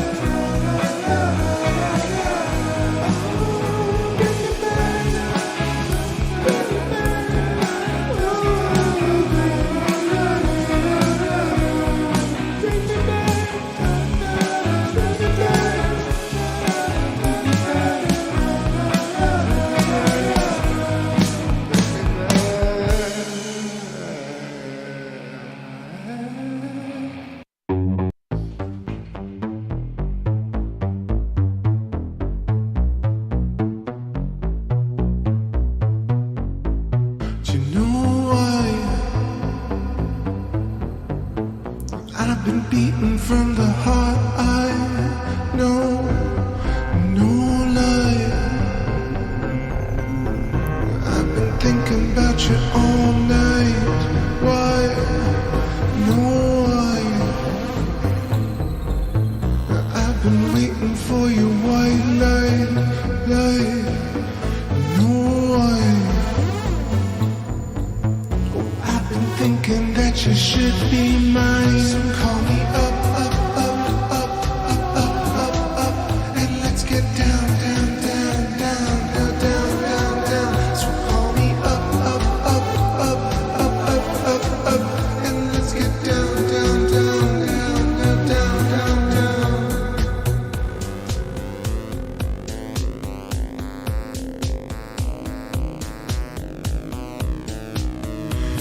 Oh, you send me messages across the cosmic network, and you send me pictures from across the astral plane, and you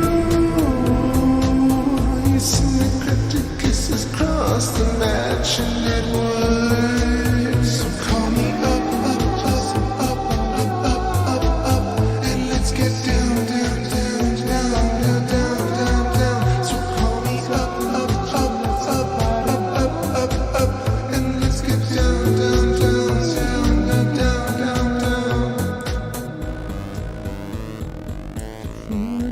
Somebody,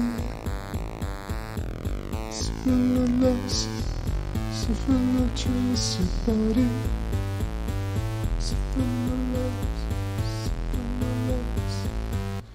Je t'attends, mon amour, si tu es assis dans mon canapé cinéma, achetant la éternelle avec mon ensemble. Je suis là même tout en avant l'un de chaque jour. Je t'attends, mon amour, avec les mecs sans arriver. Et c'est mon âme magnétique, c'est l'amour magnétique, c'est mon amour magnifique. Cool running, no running, you wouldn't, 'cause what is rooted, whatever it takes. Please, I've been dreaming from the heart. No lie, been beaten from the heart eyes. No why, no why, no why. So call me up, up, up, up, up, up, up, up, and let's get down, down, down, down, down, down, down, down. So call me up, up, up, up, up, up, up, up, and let's get down, down, down, down, down, down, down, down.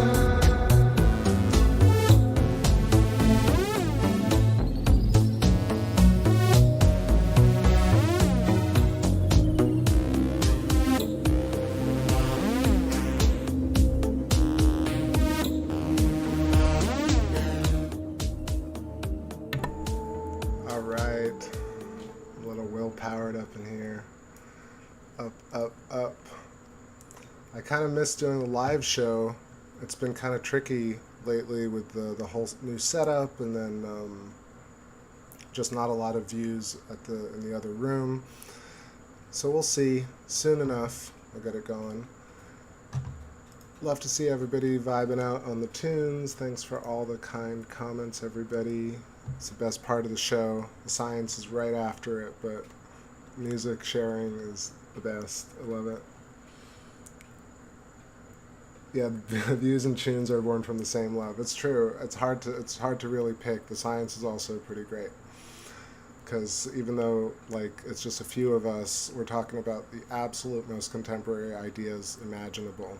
And think about how many people are talking about it. Literally, like less than 50 people, and in the whole electric universe kind of threshold, what is it, like 50 to 100,000 people have somewhat heard of this idea that things are all connected, that the universe is fractal.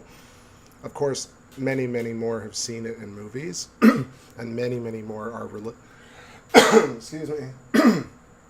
Dang. Many, many more are, believe in a lot of other things, but this tiny little filament right here talking about like the craziest stuff all at once.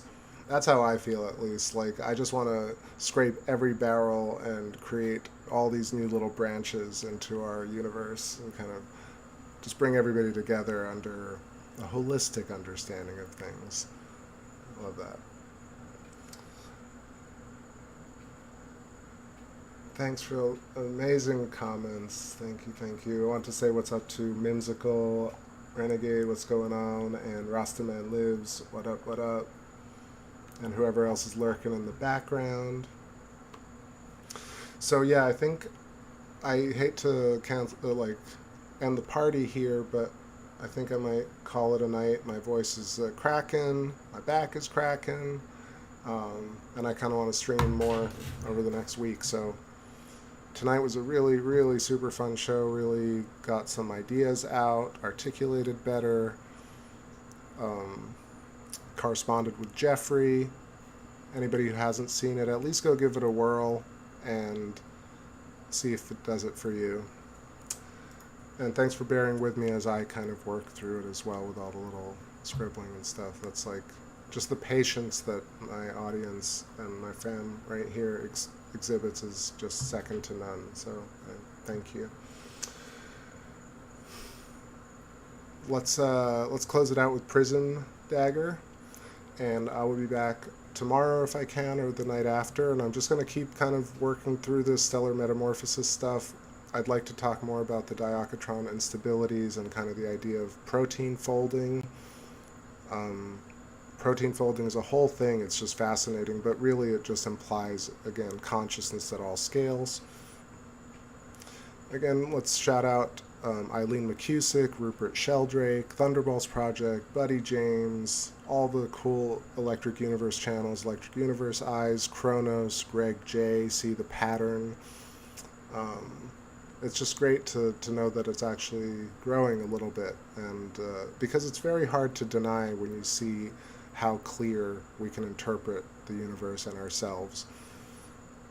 The next kind of step of it is sort of, I feel like, understanding that when you look at yourself in the mirror, that you actually created this whole form, and you created it along this system of geometry, and that we're all basically as empowered as the greater whole and as the microscopic whole. And it's just like such an empowering state to be in. So, this is your captain signing off on another incredible space journey. Thanks everybody, and if you're catching this tomorrow, hope you have an awesome day. I will see you very soon.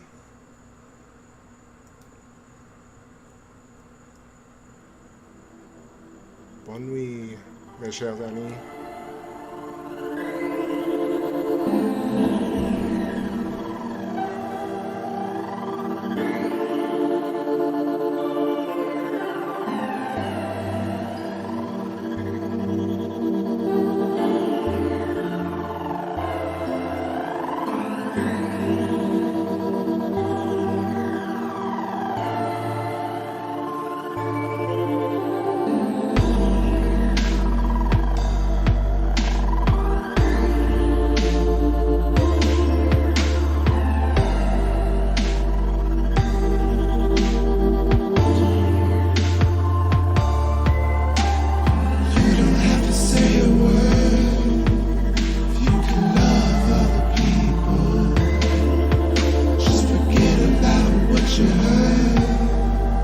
I believe in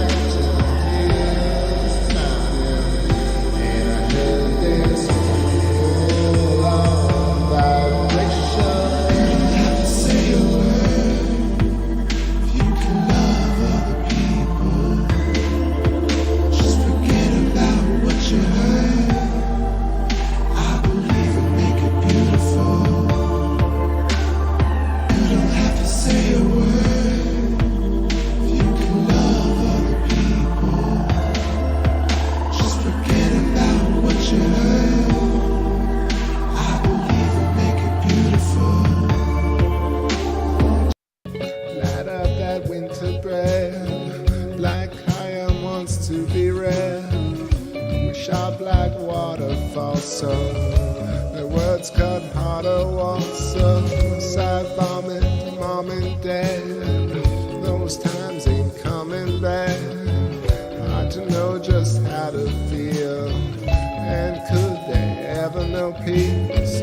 Maybe I'll just cut them slack, but they work so hard to relax, and when they get their bodies to the sea, I feel the end.